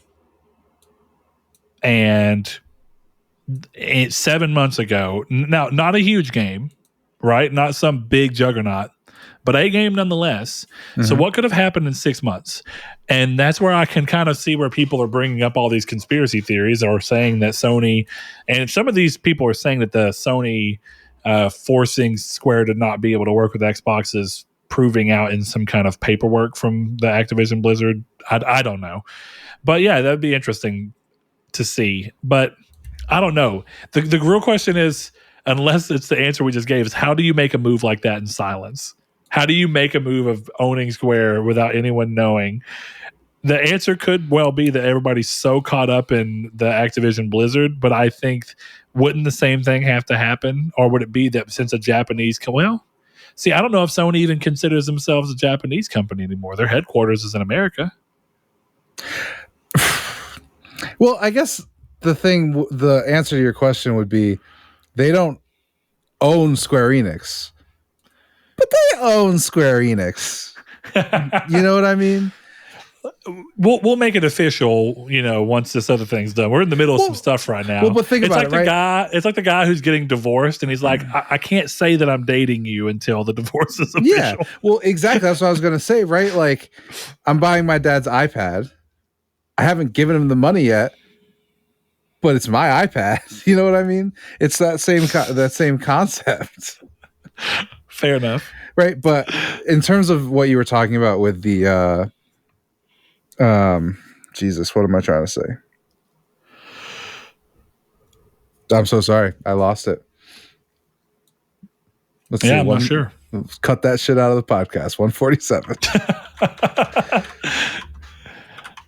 But in regards to what I was trying to say, to what? I mean, around you were talking whether about, or not it could happen in secrecy. Holy shit. It's like, have you ever lost a sentence and it 100%, but like it hurts? Like I can feel it in my brain. Like the words, I can feel them trying to escape, but I can't figure it out. Yes, I do know what you mean. Holy shit. Okay, is it about the forced exclusivity from Sony? Yes, thank you. No, I was reading that's not like them going to Sony or Square Enix and putting a gun to their head. It's just that they don't bar into when they're making exclusive deals. They don't bar them from putting Final Fantasy 16 on Switch, because that would be stupid. It can't run on Switch. But they do say you can put it anywhere else, but you can't put it there. But I think people are extrapolating that out to mean we're paying for Final Fantasy 16, so you can't put anything on Xbox. And I don't think that's true. I think it's just there's a clear value judgment from Square, and it's not worth the time to make the Xbox games. And that proves out. Just look at Minecraft Legends. You look at the sales here, right? 76% on Switch, 19% on PlayStation, 5% on Xbox. They're not even buying Xbox games on Xbox. So I'm not surprised that a console that has no legs in Japan, nothing going for them in that market, isn't getting Japanese games. It just doesn't surprise me. You can't even sell Minecraft. I think the reason people are so surprised about it is because Xbox has been actively trying, like, going after Sega and saying, hey, we're going to get Persona on Xbox. I mean, I get it. Like, it seems like they're trying. So why would Square be the holdup? But just because you're trying doesn't mean it's working, I guess, is the other thing. And maybe Microsoft and Square just got tired of trying to throw enough money to make each one look like to make each of these moves worth it, that it just somehow soured the relationship. But I'm curious. I don't know. I don't necessarily know that I want any other publisher to really be snatched up. It's hard. It's a hard thing to feel right now. Like, if Sony announced tomorrow they're buying Take-Two, I wouldn't just be over the moon. I would be like, what does this mean for gaming as a whole? Like, what does this consolidation mean for more varied and interesting expression within gaming and different marketing tactics? And because, like, you look at Nintendo, they're so driven by nostalgia, and they make sure that they continue to make new entries in 30-year-old franchises, whereas Sony will let a series run for like 8 to 10 years, and then normally are like, you're never going to hear from this again. It's just, but then Take-Two kind of does a mixture of the two. It's very different, and that's genuinely my concern most of the time is, well, what happens when companies end up in other companies that have different mindsets and different ideologies, and do they just buy them to let them operate the way that they did, just so that they own it and have that piece of the pie for when exclusivity eventually becomes less of an important, or not exclusivity necessarily, but exclusivity to drive hardware sales becomes less important? It's just weird to think of. Like, what's the impact on the overall gaming sector as all these things change? And a lot of that's coming off the heels of Xbox pushing so much for streaming and non-device specific gaming within their own sectors. So, I just think my theory that backwards compatibility killed the Xbox brand is proving out more and more as the time goes by. You start it when you're behind. Sony has to follow suit. Library. I think it kills. Man, yeah, maybe. I get what you mean. Yeah, you're saying specifically in regards to the more the ecosystems become entrenched, introducing backwards compatibility and forcing your opponent to essentially do the same thing drives more reason for people to stay with the opponent that was already vastly ahead of you. Because I get it. Every console generation was a fresh start, right? You bought a PS3 at least for the first year, or after the first year, your games could not be played on that PS3, right? But now, what game could Microsoft possibly put out that would make me abandon my library? Nothing. There is nothing. Because I can tell you right now, Fallout's my favorite game series. I'm not getting rid of my PS5 to go play Fallout. Not that I would have to, but even me as a kid, you wouldn't. The idea would be that you would just buy the Xbox as a supplemental console. But then the question becomes, and this is true of both sides, right? So PlayStation doesn't just want people coming over to only buy the exclusives, and Microsoft doesn't only want people coming over to only play the exclusives. The real money for PlayStation, for sure, is in getting them to come over and play as many games as possible on PlayStation so they can make that money from there. Microsoft being driven towards Game Pass does have this interesting thing where it's like it introduces the ability for maybe Microsoft to not care if you're only coming over and playing the exclusive so long as you're paying for Game Pass a year at a time. But I don't know. You know what I mean? It's like at some point in time, the value of getting a consumer from the other side has to come from what is the value you want from them. Once you get them to buy in, for PlayStation, it's get them to buy into the hardware so that you can push them to buy into your store. For Xbox, it doesn't even have to be hardware. It can be get them to pay for your subscription service. End of story. Yeah. But I don't know. We're still looking at whether or not Game Pass will actually ever equate to an actual profitable, large-scale profitable endeavor, which I think it will. Because, there was doom talk about Netflix forever, where Netflix will never draw a profit, and Netflix draws plenty of profit. they just also spend a lot of that. Yeah. I don't know. I'm fascinated to see. I'm just ready for this goddamn story to be over. Stop talking. I don't want to hear about it. Got 2 pieces of news, and neither of them have anything to do with Activision Blizzard. Oh, thank Christ. So, May features another debut being added directly to PS Plus on release, that game being Enhances Humanity. The game releases on May 16th and will be added to the PS Plus May offerings. It's a puzzle game where you take control of a Shiba Inu who is commanding massive marching crowds to jump, turn, push, float, shoot, and climb their way to salvation. So that's just another cool thing. We're seeing these happen more and more frequently with Meet Your Maker and Chia and Stray. It looks like Sony's really hitting a stride with this type of game at this level in a pretty consistent manner. So don't have much more to say about that. Chris, any thoughts? I mean, the game looks interesting. It looks like a game. Free to me. Yeah. You know what I mean? So it looks like a game. I'll maybe play it. Depends how the platform. All right, here we are. The last piece of news we have. Jeff Grubb, who's been talking about a PlayStation showcase for about 84 years now, is back again to talk about a showcase. He says that a PlayStation showcase should be happening in May. He says it's happening before Summer Game Fest, and his safest prediction is the end of May. So here's my genuine curiosity here. Why do you think that there's a push? Because Summer Games Fest is still second week of June, right? Mm-hmm. Yep. E3 slot.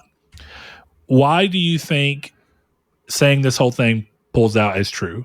Why do you think Sony cares about being ahead of Summer Game Fest rather than being part of it? Or you know what I mean? Part of the same time frame. Well, I mean, it's twofold. You go before because you don't want anyone else to share the spotlight. That's what I was trying to get out. You don't want anyone to share the spotlight with what you're doing. You also go out before maybe because you're so confident in what you're about to show that even if you're not at Summer Games Fest, you're at Summer Games Fest. There's also, it might be double dipping, right? That's what I was about to say. They like Jeff, so maybe we see a Spider-Man CGI trailer at the showcase, and then at Summer Games Fest, there's a 10-minute gameplay trailer. It wouldn't surprise me either. Firewalk's new game has a gameplay. You know, there's because SGF is it fan or is it no fans? I think it's no fans. Okay, well there you go. Yeah, I think it's a completely streamed event, breaking away from kind of what E3 was trying to push towards. So, yeah. So then there you go. It would make a ton of sense. I mean, it would make more sense if it was a fan event to double dip with like, hey, we're showing Firewalk's game and it's multiplayer and we're going to have 32 screens set up and you can play it. But yeah, no, I could see that. I do think the double dip thing is a very high potential. And part of me thinks it's that, basically set the pace for Summer Games Fest with your own thing. And then follow it up by being like, we're also going to double dip some in here, either with some of the third-party deals we have where we'll announce it at our showcase and get the big haha, but then you'll get to see it kind of more in motion during Summer Games Fest where Konami shows like, hey, we're going to have a Metal Gear Solid 3 remake. And I'm not actually saying this is just for example. And they announce it there and show a CGI trailer, much like you said, Chris. And then during Summer Game Fest, Konami gets to be like, here is gameplay from the Metal Gear Solid 3 remake. And then Sony is, in essence, at both events without having to be at both events. And I say that because that's what Sony used to do in E3 in general, right? They would get Ubisoft to announce something, and then Ubisoft would be like, we're going to show more of the game that we announced during PlayStation's E3. Whether or not it's exclusive doesn't really matter. It's about setting a tone to the feel like this game I'm tying to PlayStation. And I think PlayStation's really excelled at that lately. Getting to a point where you feel like a game or series is so in line with PlayStation that you see it, and even if it is multi-platform, your brain just sheds the rest of that off and you go, this is a PlayStation game. There's a lot of value in that type of marketing. There is. I would 100% agree. Nintendo does that. Let me ask you a quick gut check, Brett. What's the biggest game that's going to be announced at this showcase? Is it Ghost 2? Factions? Wolverine coming out the same day as Spider-Man?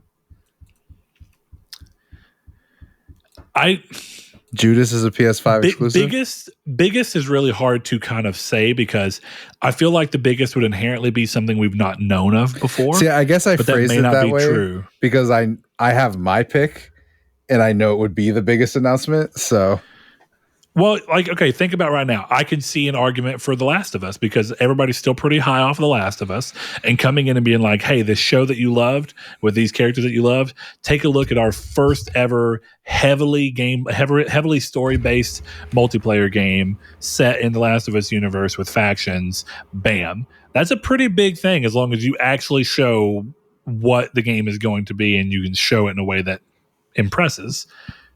But at the same time, I feel like the thing that tends to be the biggest most of the time is the thing that is new and slightly ethereal. Like it doesn't actually exist, but the promise of its existence, like it does, but it's not ready to be shown fully, and it's going to be out. It's going to be a little like the fact that we're still talking about Wolverine because it's been 2 years or a year and a half since we saw a simple trailer. Shows that type of marketing really works. Yeah. So maybe the biggest game is something we don't know about. Maybe it is Ghost 2. Maybe it's a new IP. Maybe it's Ben's next game. I doubt it, but maybe it is. Days Gone 2 would be the biggest thing shown. I agree. The answer that I came up with, which I guess is why I phrased it that way, is GTA 6. Clearly, I think I can see that. I could see that. And I do. Clearly, GTA 6 is going to have PlayStation marketing. Yeah, I was going to say like that. Grand Theft Auto 5 enhanced piece of dog shit is very clearly a harbinger of things to come. So the thing stunk. God. Yeah. We're announcing the PS5 with a PS3 game. Enjoy. That is insane, but also goes to show just how massive that game is. Oh, I mean, yeah. Huge. Depressing, but huge. Depressing. I agree. But as long as people are enjoying playing it, I guess it doesn't really matter. Big booty Latina representation. My people are in the game. I love it. I've got a big booty too. I feel so seen. I do.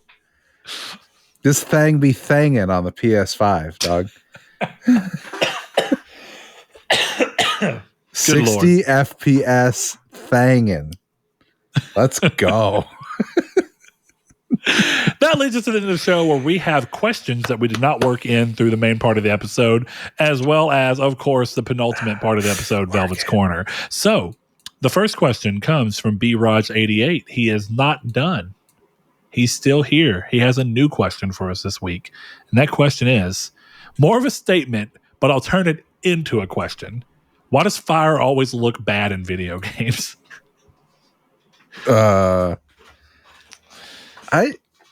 I don't know.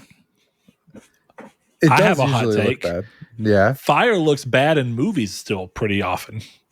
Just gonna throw that out there. But okay, I have seen a lot of movies lately where I'm like, bro, fire exists in real life. Just film the fucking fire. What are you doing? Let's ask a question that nobody wants to address. Does fire just look like shit? I think that might be at the core of it. Yeah. Clearly not, though, right? Because people get like transfixed in fire in real life. Like, there's a reason pyromaniacs exist. I like watching shit burn, but that doesn't mean it looks good. Yeah, of course. Okay, but let's take a second here. Do you get as much enjoyment from watching something burn in a video game as you do in real life? No, but okay. Let's go. We could go back to GTA here. But then your question becomes why? Is it because that it looks worse? Is it because that you're not actually destroying something real? Like, what is the act that makes burning something so satisfying? Is it because you're burning something that is in essence limited because it's in the real world, whereas in a virtual world you can just set a car on fire multiple times and it's going to keep endlessly spawning another car for you because it's a video game? First off, that sentence felt very psychopathic. Second of all,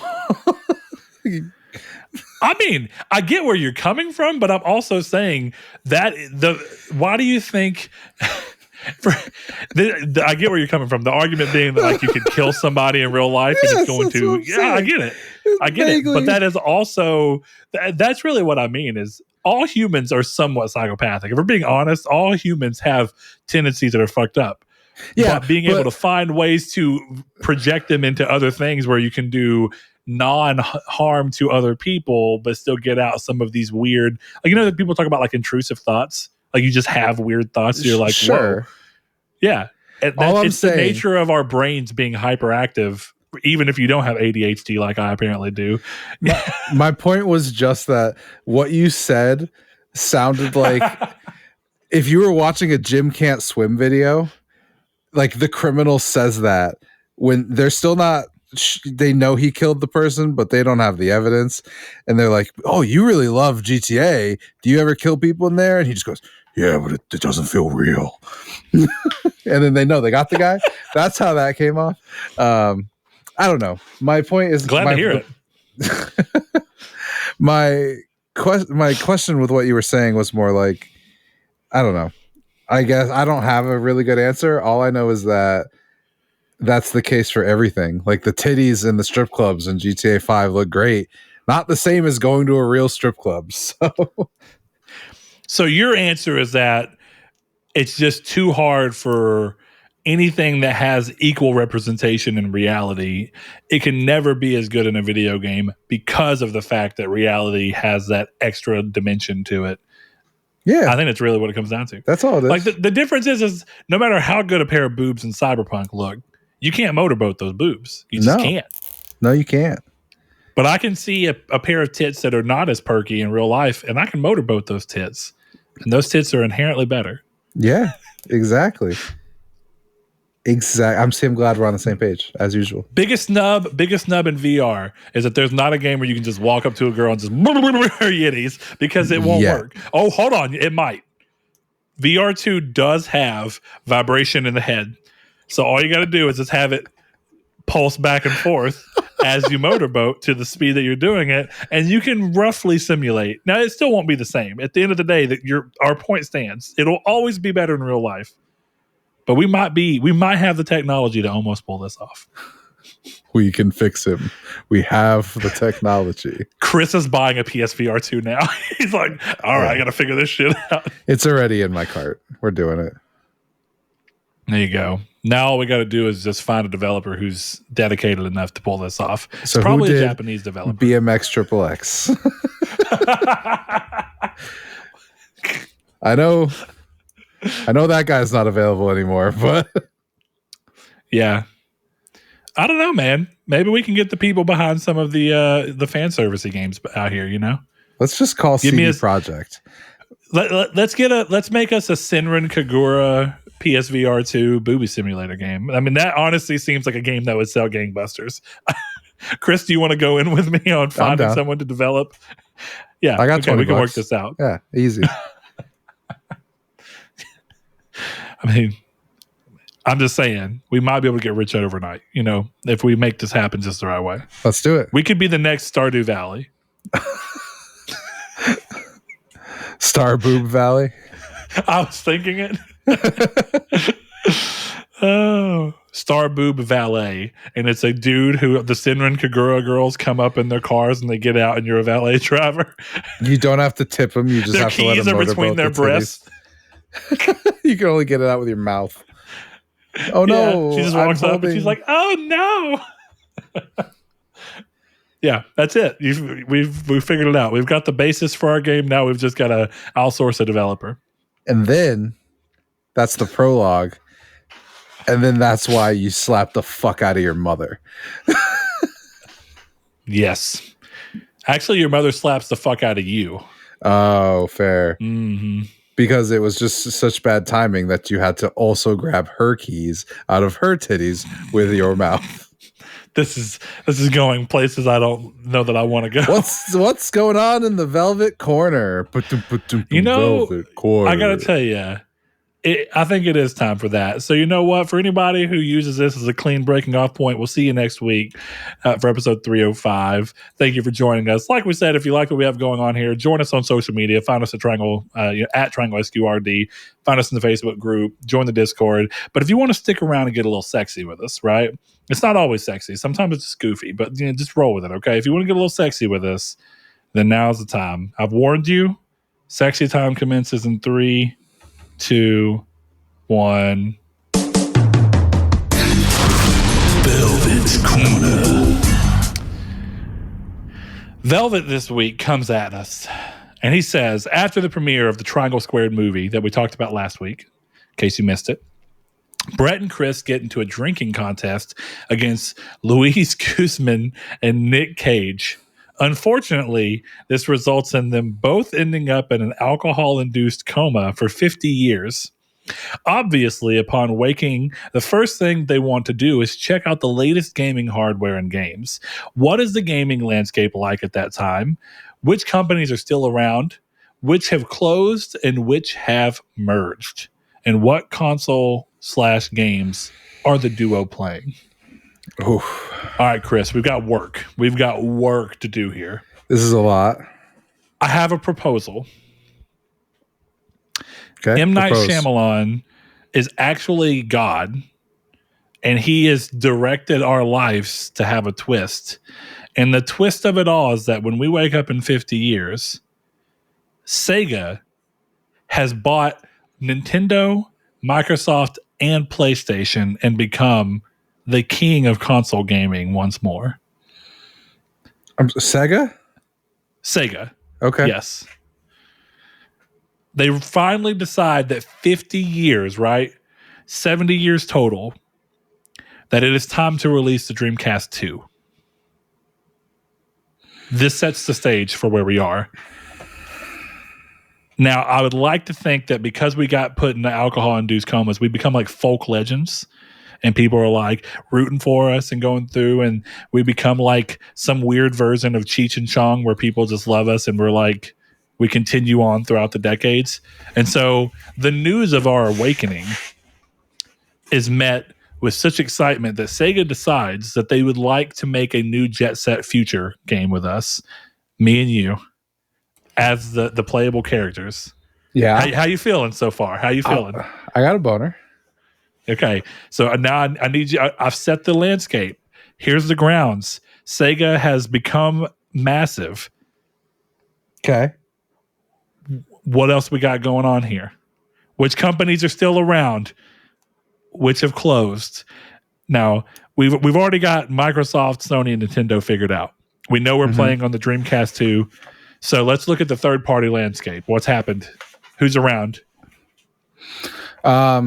The only third party left is Grasshopper Manufacturer.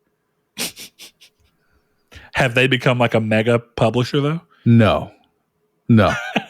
Just hanging by a thread. Yeah. Suda's just like, we will not be bought.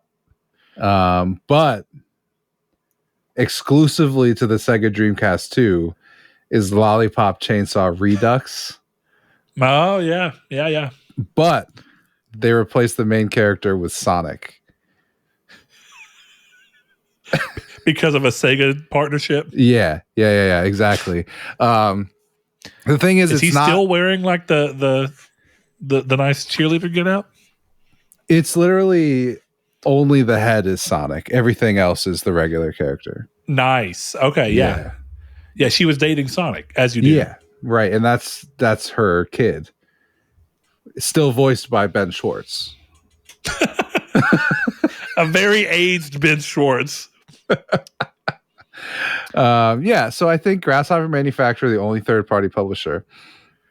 The thing is, when Sega bought Take-Two, they gave Grasshopper the Grand Theft Auto license. Yes. It didn't fit with Sega's, mostly wholesome family values. Okay. So Grasshopper is making Lollipop Chainsaw Redux for Sega, but is also working on Grand Theft Auto 16. So but it's really cool because it's just the guy from Deadly Premonition Okay. But he's in San Andreas now. He's like, oh, Okay, Nick. I want to throw out that somewhere in this 50-year period, one of the things we get told as soon as we come out is that somewhere, somehow, they decided that it would be best if Alpha Protocol and Deadly Premonition had a crossover game. Dude, don't fucking tease me. That would be insane. Co-developed by Atlas and Obsidian. Yeah. No, I'm in. All right, so Chris, we have to take a step back real quick. We're talking about these games, but I think the first thing we've got to figure out, are we playing on controllers? What's going on? What happened in this landscape? Are controllers still around? Because the first question that comes to mind is, even in this weird fictional world that we're creating, we're still fucking 80, and we've had 50 years of atrophy from being in an alcohol-induced coma. How are we playing shit unless we have like a neural link to our head or something? Because we probably won't be able to hold the controller very well. We probably really won't have motor function. If it's like motion controlled, which I doubt it, but let's just go down that rabbit hole. We're 80-year-old men. We're not motion controlling shit. Well, unless... Do you think healthcare has caught up to the point where even though we're 80, we're like fucking, they're able to make us look just like we do right now? Yeah, I think that's the thing. We were in a coma. It was like one of those hydrobolic chambers. So we actually haven't aged. Nick Cage just paid for us to be preserved because he's the one that brought out the absinthe that put us in a coma. The ironic part here is that because I don't drink and have really never drank, I don't even know what you'd have to bring out to put me in a coma. I may be gone after like a margarita. I don't know. A 50-year coma from a Chili's marg. Damn it. I knew I made it too strong. Nick Cage is just looking at you. He's like, oh, really gave that guy a little too much. It's more Jeff Goldblum than Nick Cage, but that's all right. What a terrible Nick Cage. Yeah. But I appreciate the effort. I appreciate that. I wanted it to feel realistic. Yes, as you should. Also, you should go watch Renfield. It was a really good time. Oh, I want to see it so bad. I saw the Super Mario movie instead. Ugh. Well, pretty soon I'll be able to see movies for free again, so that'll be cool. Yeah, I'm going to tell you, I know this is a slight tangent from Velvet's Corner, but I think because I'm a gamer, everyone just assumes that I'm excited to go see the Super Mario Brothers movie. And I don't at all think it looks bad, but I have to continuously explain to people that I'm not actively rooting against it. I'm not actively rooting for it. I just don't have any interest to see it because I'm not a fan of Mario. And it's hard to describe because I'm a fan of animated movies. So, I mean, I'm not saying I'll never watch it, but I'm not like excited to go to the movie theater to watch it. I also don't think Illumination have got the best track record, in my opinion, of animated movies. I'm about half and half on them. So there's not a whole lot stacking up to mean that this is something I feel like I have to go see. Jack Black is the most compelling reason. And I don't know if that's enough to go spend money on the movie theaters. You know what I mean? It's like, no hate, but I don't care. I don't know how to say it other than that. Yeah, I get that. It's a great movie. Go see it. I think for the most part, though, we're playing. I'm glad to hear it. I don't want you to lose money. I lose it, but I don't want you to waste money. So anyway, yes. So we're playing games. I think we're playing them on in phone. This fictional future. We're 80. We're playing on phone. Yeah. The Sega phone, the Dreamcast 2 phone. Yeah. It's a phone-sized VMU. What if the thing is the Dreamcast 2 comes out, but it's a streaming device called the and it streams to your head Dreamcast in your dreams. We've got it. That would actually be lit as hell. You play games by going to sleep, and it casts the games to you in your dreams, and you play them using your head in your dreams, and that's how it works out. There is no body control. Even 80-year-old men who've been in 50-year-old comas. I have a slight twist that'd be fun on this. As we go into this coma, Neuralink finishes up, and Elon Musk and Sega decide to team up together. And since we're in a coma, but our brains are showing to be working, they're looking at us and going, these are the perfect test examples. And so for the 50 years that we're under, we're playing the Dreamcast 2 the entire time. I actually came up with a great idea, but I don't even know if I want to say it on the show because I kind of just want to use it in something I write. The struggle, man. The endless struggle. I'm keeping it in the chest. But I do Good Lord. I do like the God forbid 400 people hear your idea. All right, fine. I'll tell you, but when there's a movie with my exact idea, which I'm sure there probably is already. Huh? But yeah, we'll take him to court. I've got this as proof. No, I think, right, okay. So we wake up from the coma, and the way you play video games is it's VR, except there's a little device in your head. So you're actually in the game you're playing. That's why we can play, having been in a coma for so long, because we don't actually have to move. So our legs don't work. So it's the Matrix. Yes. Excuse me. It's the Matrix. Go bow the hiccups there. I apologize. I love how you say there's probably already a movie that's done this, and there's a movie that did it 20 years ago. Yeah, but it's not a video game. I mean, it's not a video game. Here's the thing. What happens in ours is that at the end, turns out we're still in a coma. And it's the most unsatisfying ending of a game ever, movie ever, book ever. Yeah. I don't know. I'm into it. I like it. I like the Sega Dreamcast 2. I like it as a fully immersive AR, VR kind of thing.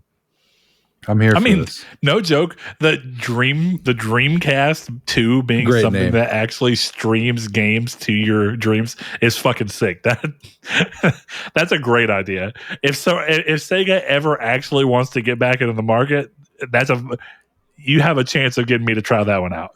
If the long running, you know how everybody was saying that Microsoft was going to buy Sega? If the long running thing is that Microsoft and Sega partner up to release the Dreamcast 2, and the Dreamcast is the technology that Microsoft partners with to stream Game Pass games to your dreams, fuck it, let's go. I'll try it out. Dude, can you imagine how many more platinums you could be getting if you could get platinums while you were sleeping? I guess the real question there is, would it impact your quality of sleep? No. But wouldn't it?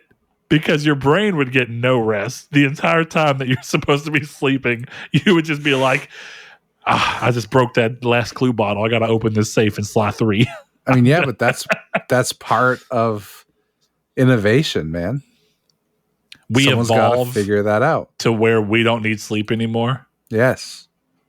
Well, we do sleep, but our sleep can be just controlled by our brains never sleeping. Our brains no longer require sleep. Our body just requires sleep. That's what it is. Exactly. It's perfect. We've got it. I'm in for it. This is it. This sounds like a good one. I like this. What do you think the chances are that we could arrange a drinking contest between me, you, Nick Cage, and Luis Guzman? Never hurts to try. Do you think Nick Cage has a Twitter? No.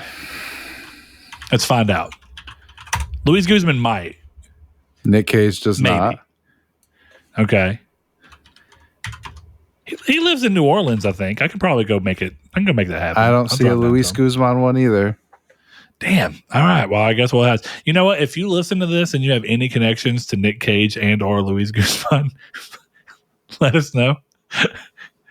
Put in a good word for us. Maybe we can make this Velvet's Corner a reality. I don't know if I want to risk it for that. That means I missed my kid would be 58. That would be you coming out of an alcoholic. What could you even say to your child you've not seen in 50 years of their 58-year life? Not much. We'd feel like Tom Hanks coming back from Castaway.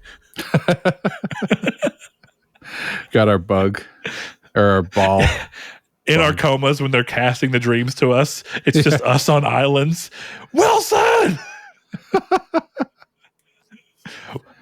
And the worst part of it would be that we would be dealing with like early No Man's Sky setup to where we'd be playing the prototypes of the Dreamcast. So even though we can play multiplayer games with me and you both, they're all asymmetric multiplayer. So all I can see is where you've like named something on the island. I like it. Dude, I'm in. Let's just make this happen. We'll invest in streaming tech. It's perfect. I think what we have to do is invest in Sega. If we can make that happen. Chris. Brett. I've got it. We create a new Patreon tier where listeners give us $10 a month if they want to, right? So this is for people that are feeling down. And as part of that $10 a month, however many people use that tier specifically, we take that money and we buy triangle squared lottery tickets. And then if we win the lottery, we have to go and do what we talked. We have to write at least one blank check to someone to get a game made. We have to make good on all the stuff we've been talking about. Maybe we buy Sega. Maybe we invest in the Dreamcast too. Okay. Do you believe in us, Chris? I believe in us. You got. I think what we should do is like Shoe on Head, the YouTuber. I don't think I do. No. Shoe on Head. Is that what it is? Yeah. She's a political streamer. I have no clue who this is, but I mean, I see her right now. So, whatever you can give me, this is just I might get enough context out of this. She has a Patreon, and on her Patreon, she has a tier that says, "I will shut up," and so it's $50,000, and someone is currently paying $50,000 a month, so she doesn't talk anymore.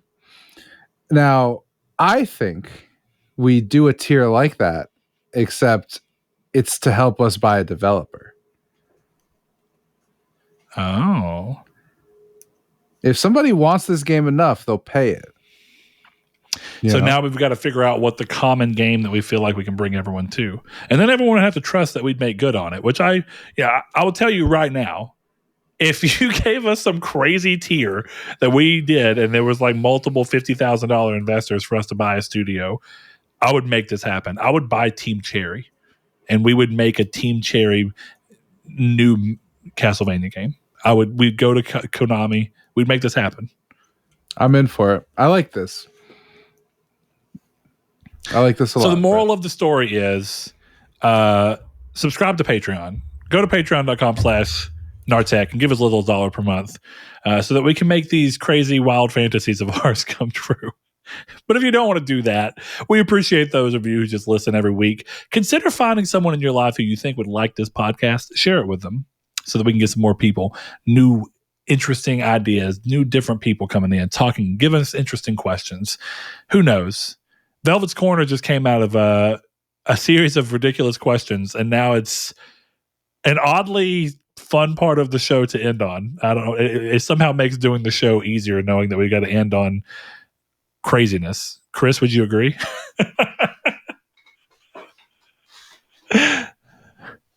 Look, Chris is dead in either his mute world. I don't know what's going on with Chris. I seldom do.